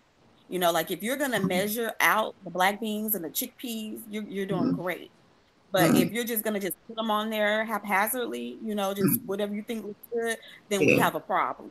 Yeah. No, You know what it I'm was saying? it was a spoonful, but the thing was I didn't. Oh, matter of fact, I got a salad that I didn't eat from yesterday or 2 days ago, whatever. But um, I so with my schedule, I tend to honestly only eat once a day. Twice a No. day if I didn't finish it. Yeah, if I didn't finish it, then I'll eat twice a day. But other than that, that's where it's at. Now, I don't know how this thing is going to play out because the old me before this started, I was doing coffee and a brownie in the morning, and I was loving it. Right, that was my thing. I was happy with the coffee and the brownie. Right. I do not I want would to see be it go too. away. Yes, I do. That Wawa brownie is hitting. So I don't. I mean, I hate to see that go, but I know it has to go. So I need to Okay, put how some about this? in place. How Huh? about this? At the end of the week, every Saturday, have your coffee and a brownie. I can't do that. I'm gonna tell you No? why. Nope, because I'm all or nothing. Because if I do it one time, I'll do it again, and I'll have it. I mean, I understand this is around discipline, but right now in this moment, I'm not disciplined enough to hold that. Maybe later, but Okay. I gotta be all in right now to get my brain right. Like I'm just And the reason why I suggested yeah. that is because most people they feel like if they have something to look forward to at the end of the week, they'll be Mhm. perfect during the week. Like All that's right, how I started. Like I'm like, so I'm the oh, if typical. I can have pizza on Saturday, I'm gonna eat asparagus and cod all week 6 times a day. I'm a typical Scorpio. You ever work Okay. with a Scorpio? Yes, Scorpio. I know. Okay, we have obsessive personalities. That's why we tend to be sex addicts and drug addicts and alcoholics and stuff like that. Because Mhm. whatever we do it very well, and we become obsessed with it. So we do have the like the mind thing of it's all or nothing. We're either all in this direction, gung ho here, or we're Or all not. way to the other side, drunk and passed out in the alley type stuff. Okay. Yeah, like that's what the Mm-hmm. personality is like. So it's like whatever we do it in excess, like obsessed. If we get in a relationship, we're obsessed. That's just how it is. That's why a lot of people are scared to get in relationships with Scorpios because we become obsessed, right? So it's like all or nothing Yep. with us. Yeah, it is. So again, me knowing that I have to take a great deal to discipline myself to not be obsessed, like to not be all the way over here with it and do everything kind of in moderation. Because other than that, you look like a fanatic, you look like a crazy person. That's why I was Okay. able to go down to 138 because you get obsessed with it. You get obsessed. You I was do. in the gym working out like crazy. I was obsessed with it. Now that's not a bad obsession to have, but I still had to realize at one time you go overboard with stuff, you know. So Will be obsessed with your portion yeah, control. yeah. That's what I need to Just that be like. Yeah, balance. obsessed with my discipline right now on how I'm gonna get this done. So just as focused and dedicated to this as I would be something else. So, So Erica, Yes. so you say be obsessed with portion control. So, Yes. a lot of nutritionists they say, "Oh, you can have as much vegetables as you want." Is that not Mhm. correct? That is correct. It's certain vegetables though. Okay. Like I wouldn't suggest you eating as much corn as you want, I don't you eat know, that. No. or as much peas or as much potatoes. You know what I'm saying? Like you can eat as much green leafy things as you want, as much Right. cucumber, as much Right. celery. Right. Knock yourself out on that. Even like your mustard greens, your kale, your collard greens, depending on how you prepare them, knock Yeah. yourself out with that. I make a pot of greens I was making a pot of greens every week, cabbage and Right. greens every week because I can eat with everything. Same thing with green beans. I love green beans. They go with everything. Asparagus is not my Right. friend, but I have to eat it sometimes. But yeah, Right. if you like those particular green things, yeah, knock yourself Yeah. out. I wouldn't eat corn like that or carrots like that or Well, I peas, like rarely, more if I, the only time I would vegetables. eat carrots is if it's mixed in with something else it would be too much trouble to pick them out. But I really like the peppers, the yellow, the orange, and red Those peppers. are fine. Yeah. Yeah. The only Okay. when I say portion control, I'm talking about your protein, your carbs, and your Okay. fats. Okay. Those need to be controlled. Your vegetables, not so much. Like the ones that I just told you, most people like one of those that I just Okay. named. And you Okay. can go crazy on your green beans. Like if you just want to eat them for a snack, have at it. Eat your green beans for Mm-hmm. a snack. Affect your glycemic index like that. Okay. But like sweet potato, regular purple potatoes, I want those measured. Okay. You know, like, and you should be getting about no more than 3 ounces of those things. Okay. But again, that's just a generalization. I'll calculate yours and see where you need to be, but that's Okay. about a generalization, like 3 ounces. Your protein source, depending on what your weight loss goals is, you know, that needs to be portion control. You need to have a scale and weigh all these things out. You need your measuring cups and everything.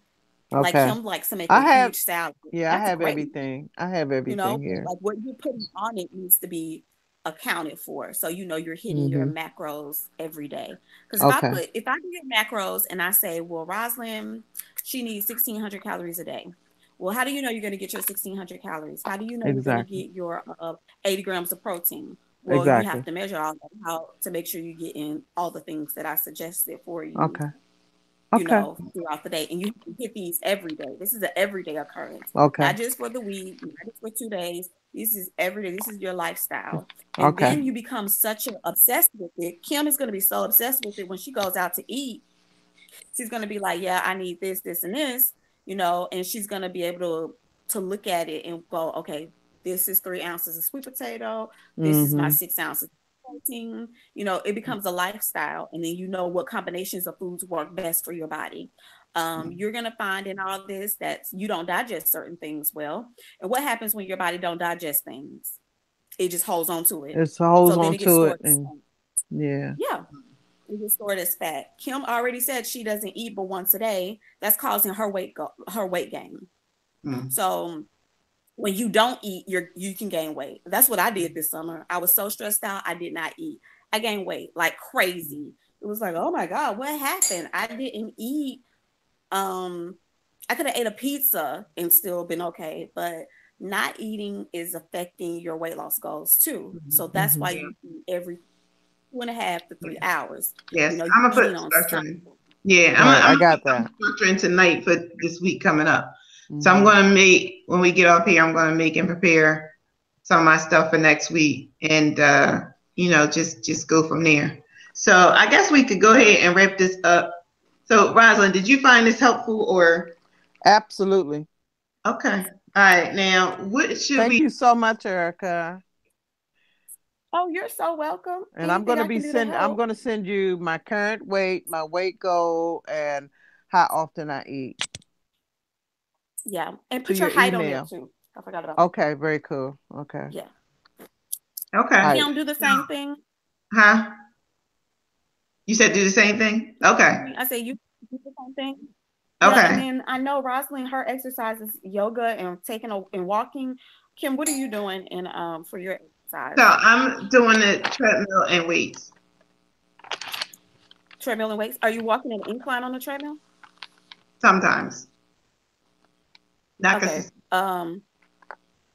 before we go, that's what I'm gonna change about yours. I need you to walk at an incline every day on the treadmill. If you're going in the morning, like you said, 5 o'clock in the morning, I need you to do that fasted. That means nothing on your stomach. Okay. But if you're weight training afterward, I need you to eat something in between your cardio, and then your weight training. Eat something like a protein shake, because I want you passing out on me. Because you only want to do cardio fasted. You don't want to do weight training fasted. You'll pass out. Okay. All right. Because that was always my question. Do I eat before I work out? I've always had that question. So we can do cardio, yes. cardio. You can do fasting. Weight training, yes. You need to have something on your stomach. Yes. Okay. Yes. All right. Okay. All right. So now, are we doing this at another time? Are we doing what you want to talk about that off camera or now or what? What do you think we should do it next week? I think we should do it again next week so we can see where everybody is. Like how you kind of like game changers, just to hold you accountable, make sure you did everything that you set out to do. Kim, just so we're clear, what is it you're committing to? What am I committing to? I know she's committed to putting. Yeah, I know Rosalind, she's committed to putting herself first in doing her yoga, making sure that is done. And I know she's walking twice a week, just a leisurely walk. Kim, what are we doing with you? Like, okay, well, I'm committed to letting go, and I'm committed to letting go of everything having to be perfect, and the attachment to looking good, and being authentic.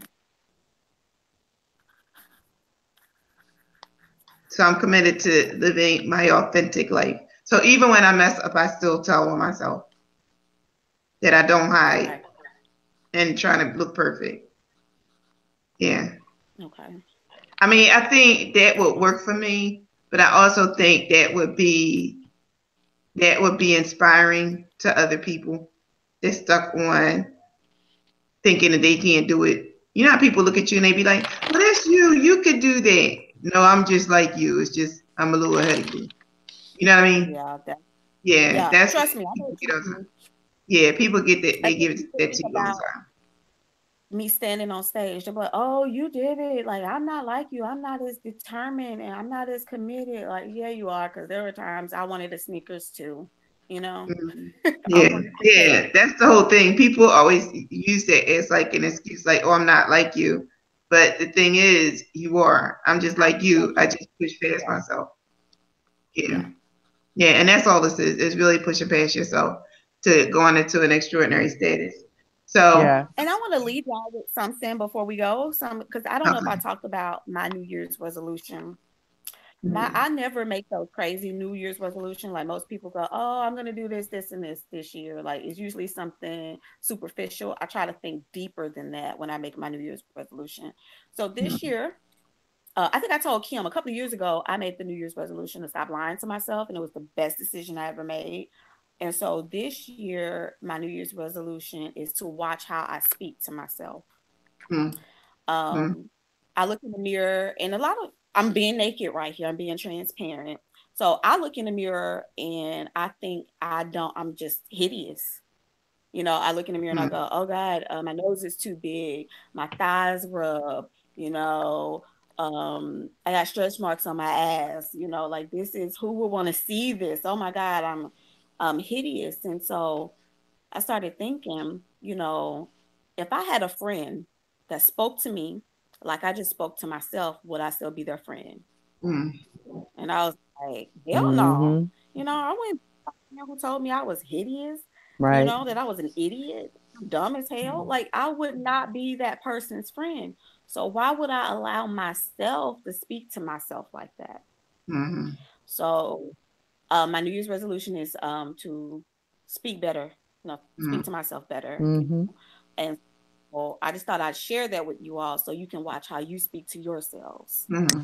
Thank you for that.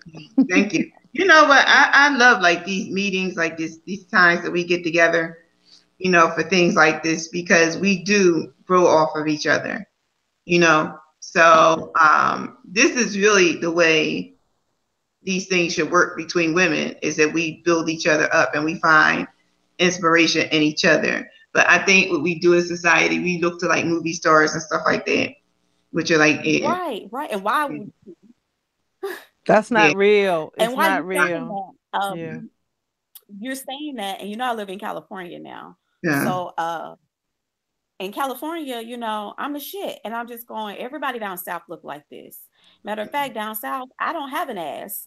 You know, Mhm. like it's not that big. But here, you know, they be like, oh my God, you're thick as hell. I'm like, no, I'm really not. Like they'll tell me I need to eat more down south. And then I started thinking, why is that? Well, everybody's Mhm. plastic out here. Mm-hmm. So the things that you watch on But that's their TV aren't culture. real. Yeah. So Mhm. like stop trying to compare yourself to these people when they're fake. Everything about them is fake. You know, we get so upset when people have fake hair or fake nails. Everything about these people are fake. Like I'm telling you, when I saw it, it just blew my mind.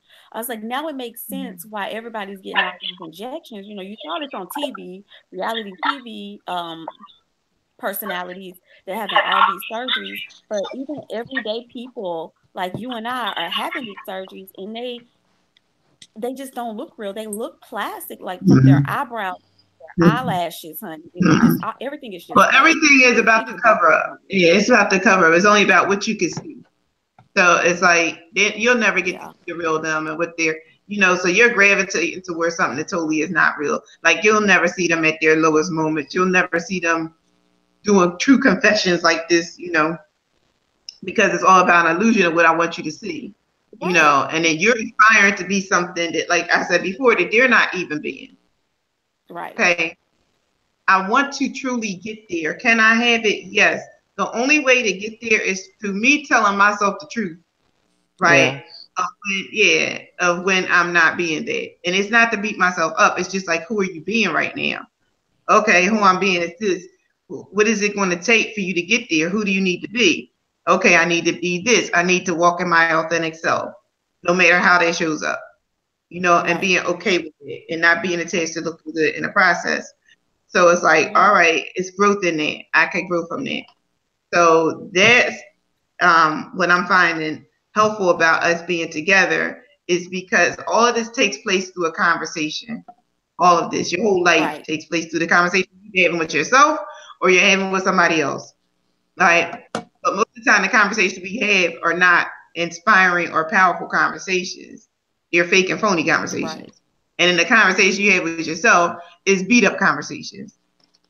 So right. where do you really go to get truly inspired? Right. It's gonna have to be other women who Before are this, truthful. you know, It has to be. huh? What you say? I said it has to be other women, other truthful women, women who are trying to achieve the same goal as you. Yeah. There's no other way because if not, we're gonna beat ourselves up about it, and it just Mm-hmm. goes back to what you're saying Mm-hmm. about the facade hiding yourself. I mean, truth of the matter is, women try to look good for other women, not men. They think it's Mm-hmm. men, not men. Mm-hmm. It's for Right. other women. But that's the whole So, aspect of being naked. right, Like we could get naked in front of each other and show each other who we really are without trying to down each other or fix or judge and put down each or other and, oh, compete. look at her. You know what I mean? Yeah, because it's like, Yeah, okay, this is the thing. When you give people their accolades, okay, when they earn their accolades, but we give people their accolades before they've actually earned them, right? So she looks hot, she got the fake everything on, everything fake. It's like, go bitch, you beat that face, you this and that. right. You know what I mean? I'll What tell did you a she? story. Can I tell you a story before we get off? Uh, Yeah. You just made me think of this. So I used to go to a gym and I used to see somebody that I knew like when we were teenagers. And I mean, her body was beat. Okay. She was just looking amazing the first mm, time I saw her there at the gym. And when she opened her mouth to speak to me, every tooth in her head was rotten. mm, what was that about? Like, who are you being? Right. Who are you being? Right. I was like, I I didn't even know what to say to her next once she opened her mouth and started to talk. Because I Mm, was just focused on that. You come to the yeah. gym and you work on your body every day. But Mm, every all of your teeth are rotten, like it's black inside your mouth. Mm. So your body looks good on the outside, but all of that Mm. that's happening in your mouth is poisoning your inside. Mm. Mm. Right. So, we have to give up all of the surface things Mm. and work on ourselves. Mm. To me, Yeah. that's what going naked really means. Mm. Yeah. Like, Yes. Yes. you know, Exactly. just truly showing my authentic self, who I really am. Mm. That I don't believe like a lot of people that's in my life has really seen that person. Mm. Yeah. Yeah. So then you have to question, who am I? Like, Right. who Yes. am I really? Right. Yes. Right. Yeah. Yeah. Yeah. And then on top of that, once you find out who you really are, being willing to accept that person. Right. Yeah. Like no Again, matter because we tear ourselves down quicker than what. anybody else. And So that's the again, thing, we to need to accept watch it. what we say to Right. ourselves. Right. Yeah. Right. Yep. To accept it. Accept how we were Hmm. or how how we still are sometimes. But yeah, it's really about acceptance. It's about all the things that we rarely do for ourselves, like being vulnerable, being Mm-hmm. accepting of ourselves, being trusting of ourselves. You know, like a lot of that stuff we say, but we really don't do. We really don't do. Even Right. celebrating ourselves, we don't celebrate ourselves. Somebody give us a compliment, we'd be Yeah, like, because oh, like we don't deserve the compliment. Yep. girl, I cannot take a compliment to save my life. I can't. And Like You just somebody you need know to said what? say something thank like you. today. Yep. But that's typical though of a lot of black Yeah. women. Did you notice that? That's typical of a I lot of black. frown. Yeah. Like, you We look don't want nice the today. I'm spotlight like, on us. what? Yeah, we don't want the spotlight on us really. My supervisor, she came up to me and she was like, do you drink coffee? And I was like, yeah, all the time. I wasn't expecting her to go here. And she was like, because your teeth are so white. And when she said that, I stopped smiling. Because it's like you don't want to bring attention to yourself. You know what I mean? Right, Like, right. yeah. So it's like when people start to compliment you on certain things because we're not comfortable with that, Mm-hmm. yeah, it's like we get uncomfortable Well, when somebody's honoring us. don't you think that goes back to being like just verbally abused? Like, I think sometimes we don't even realize we've been verbally abused for so long, especially as children. I don't know about you all, but like growing up, I was verbally abused and attacked all the time, looking back at it. Like, Mm-hmm. so now I feel like I'm programmed to not accept the compliment, Mm-hmm. because I didn't hear it. It was always your head tiny, you got roasted because your head was tiny. Mm-hmm. Um my ass grew faster than the rest of me, so I got roasted because of that. You know what I mean? Like, you were always Mm-hmm. talked about in your The family, thing, the and thing like, that gets me the most is that we have to be mindful not to do it to other people, to do it like to our yeah, children. Yep. and our children. Yeah, yeah, to like be mindful of when we're saying things that are like kind of small to us, but how they land on the other person.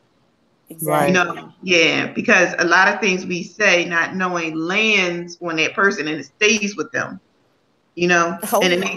they grow up with a complex because of it. Something small that we said, something that was small to us was big to them. So And just then saying, we try to like, look, for sugarcoat it instance, as to sit your big head down, right? How many times have we said that? right, right. Right. Yeah. Yeah. And When I Get your when I black ass, blah blah blah. yeah. Like that. You don't know how that's Yeah. affecting a They don't person. realize how that You affects know? you. When I Yeah. first Yeah, started to and you grow don't realize at locks, the time that that's verbally abusive on a lot yeah, to a degree. That's verbally abusive because you don't just say it one or two times. You say it's that for that very person the rest of harmful. that Yeah. person's life because their head is Mm. big. You know what I mean? Yeah. Mm-hmm. Who are you saying When I about? Yeah. started to when I started to grow locks, I was in my 20s, and I just made my mind up that that's what I was going to do. And so, when you have your baby locks, they're kind of wild and all over the place. And so we had a Hmm. family event, and yeah, I knew everybody was noticing it because nobody in my family was doing it. Mm-hmm. And my mother, the one person that I felt that I could rely on, my mother said, I don't know what the hell you think you're doing with your nappy head all over the place. It just tore into me in a place that I didn't think anybody could reach. To the point where I just left. I left the event. I left the event. And then, I mean, she would do things like that because it had been done to her. Right. You know, until I was, like when I was about 38 and I was married, 2 kids, and she called me and demanded that I come and do something for her. And I was so scared to say it, but I said it to her anyway. You can't approach me this way anymore. I'm married. I have a husband. I have children. I have a family. I have to do things for my family first. And then she said, well, whenever you could get me on your damn schedule. I mean, it was just so dismissive. And the feeling inside of me was that I had lost my mother. But you know what? When we are feeling some type of pain or in an uncomfortable position, that's when you just about to grow. You about to grow. That same day, I went to my mom and I explained to her why I said what I said, and it stepped our relationship up another notch. And she stopped talking to me that way. Then she had to stop talking to the other kids that way. She had to stop. Yeah, imagine if you didn't do that though. Right. If you didn't demand that, right, the behavior would have continued on and would have continued to rip you apart. Exactly. But I'm finding that the thing is with us, as Black people, that stuff is cultural. Yeah. We applaud that. We laugh at it. We think it's funny, and then people continue on bad behavior. Bad behavior in our culture is applauded. When we talk and down laughed at and all the kind of stuff, crazy to our children, people laugh at that and they find humor in that. But it's it's destruction. Yes. I wish we could give this conversation to all women. You know? Oh, it's funny you said that because when I met my son's father, he has other siblings, and so his daughter was 9, and it's before I had my son. And I remember an uncle playing, quote unquote, playing and telling her how dumb she was. Like, but I had experienced that as a kid. So I told him, well, I didn't know him. I was like, don't talk to her like that. And then my son's father was like, oh, he's just playing. I said, don't play with her like that. Yeah, you can't play like that. Yeah. And then he was like, well, you know, he really is just playing. I said, you don't know how it affects her. Yeah, he may be playing, but her feelings are nothing to play with.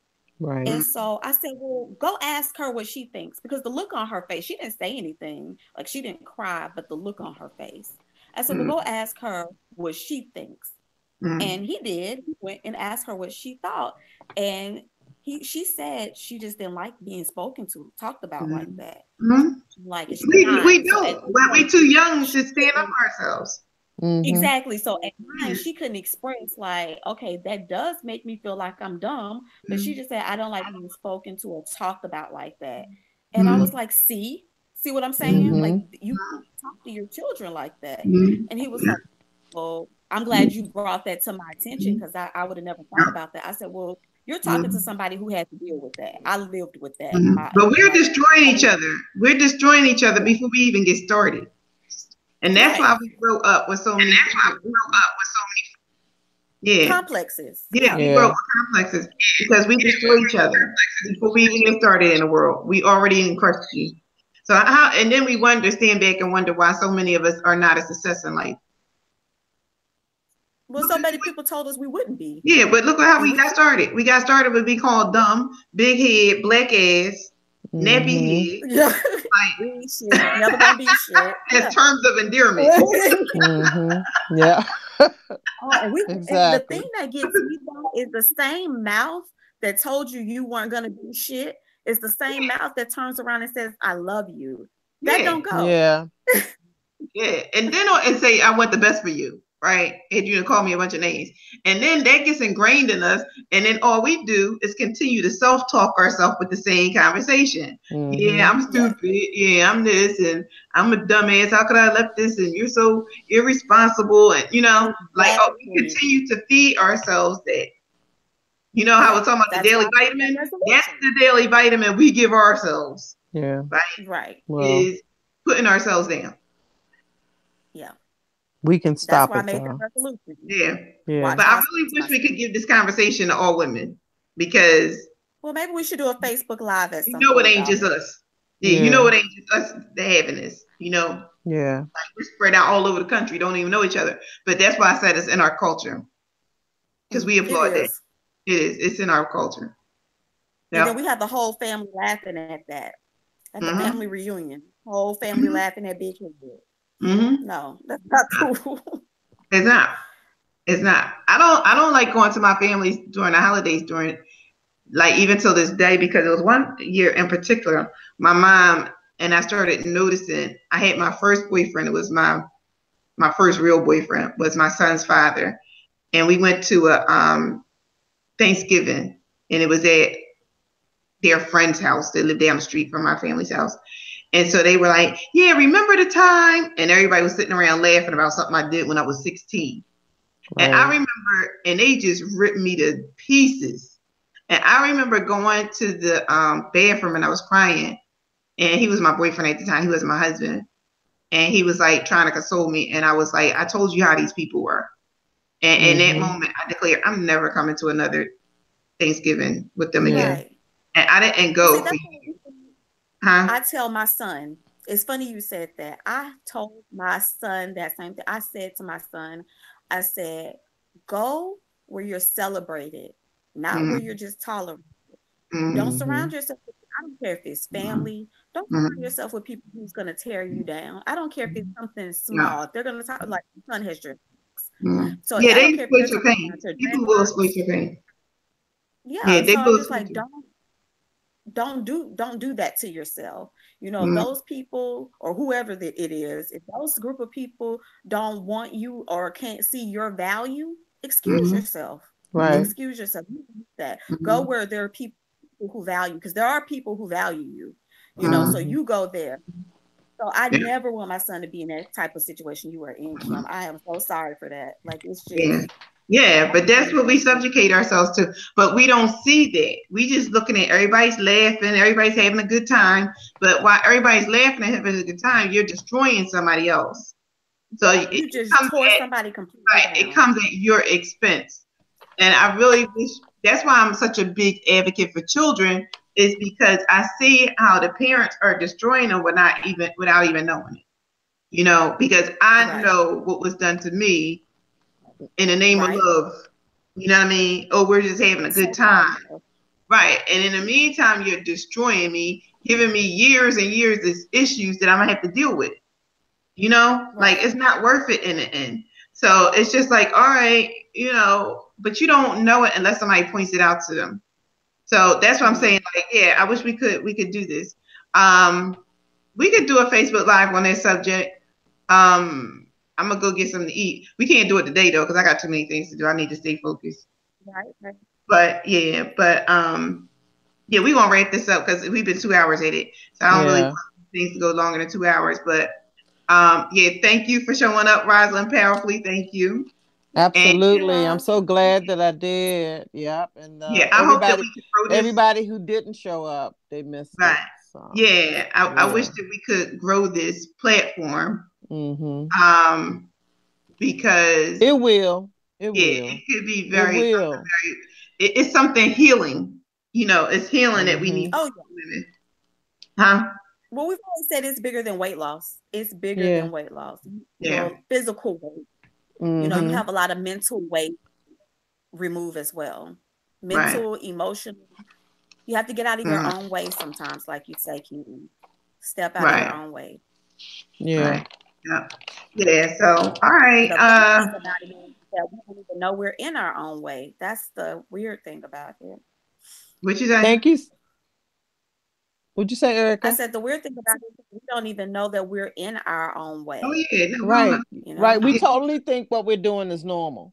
Right. Until somebody points it out. Right. Like, oh. Yeah, so somebody messed up over here. Yeah. Right. Yeah. So Erica, I'm gonna shoot you an email shortly. Okay, with all of my stuff. Okay, so we're gonna end this broadcast Huh? I say you don't forget to give me that email too. Oh, I won't. I'll do it as soon as we hang up. All right. So thank you Okay. again for all being here and have So are we meeting next week? Huh? What you Are we say? meeting next week? We can advertise and see what happens. We can advertise. Okay, I don't mind meeting what next week. time? We can make it next Tuesday. Okay, I mean, so Sunday at 2 the same time. Yeah, we can make it the same time. Or we can make it once a month. I mean, it's up so to we you. just check back and see how everybody's doing. It's up to what the That's public fine. wants, what people want. You know. Because I can kind of go either way. So we can advertise. That's fine. I kind of want to check in and see how you two are doing. Everybody else is welcome to come, but I really want to know how you and Rosalind are doing on the stuff. Okay. Yeah, this is a more added support to what we do with Game Changers. Right. And Go Life Coach. It's an added support, most definitely.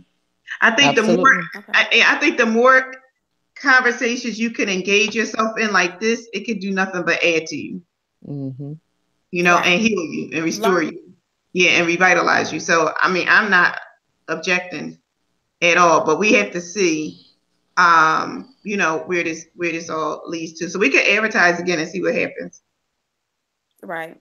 Okay. But I think I'm going to add on there like the check in with your weight loss goal, you know, check in, see how your weight loss is going or how your breakthrough is coming. I don't know if we want to say weight loss or breakthrough because it's more than weight loss. Yeah, it's a breakthrough. It really is.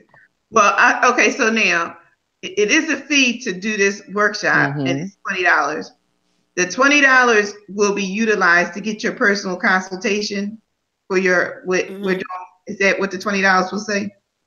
Yes. Okay. So the $20 fee will be put towards your personal consultation to get a more personalized plan with Erica.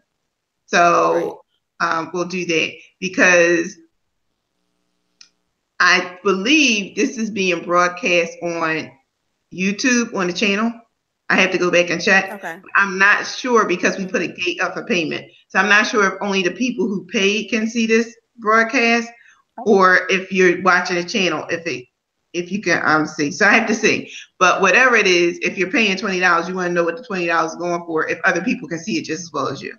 So we'll say that the $20 is put towards your personal consultation with you, and that's what we'll do. Okay. And it'll you create a meal plan or something like that. Yeah. Yeah, I'm just gonna give you an idea what you should be eating. Yeah. Okay. All right, cool. Okay. All right. Well, thanks. And this was pretty awesome. Yeah. All right. Had a good time. Thank you, ladies. Thank you, Erica. All right. Okay. You're welcome.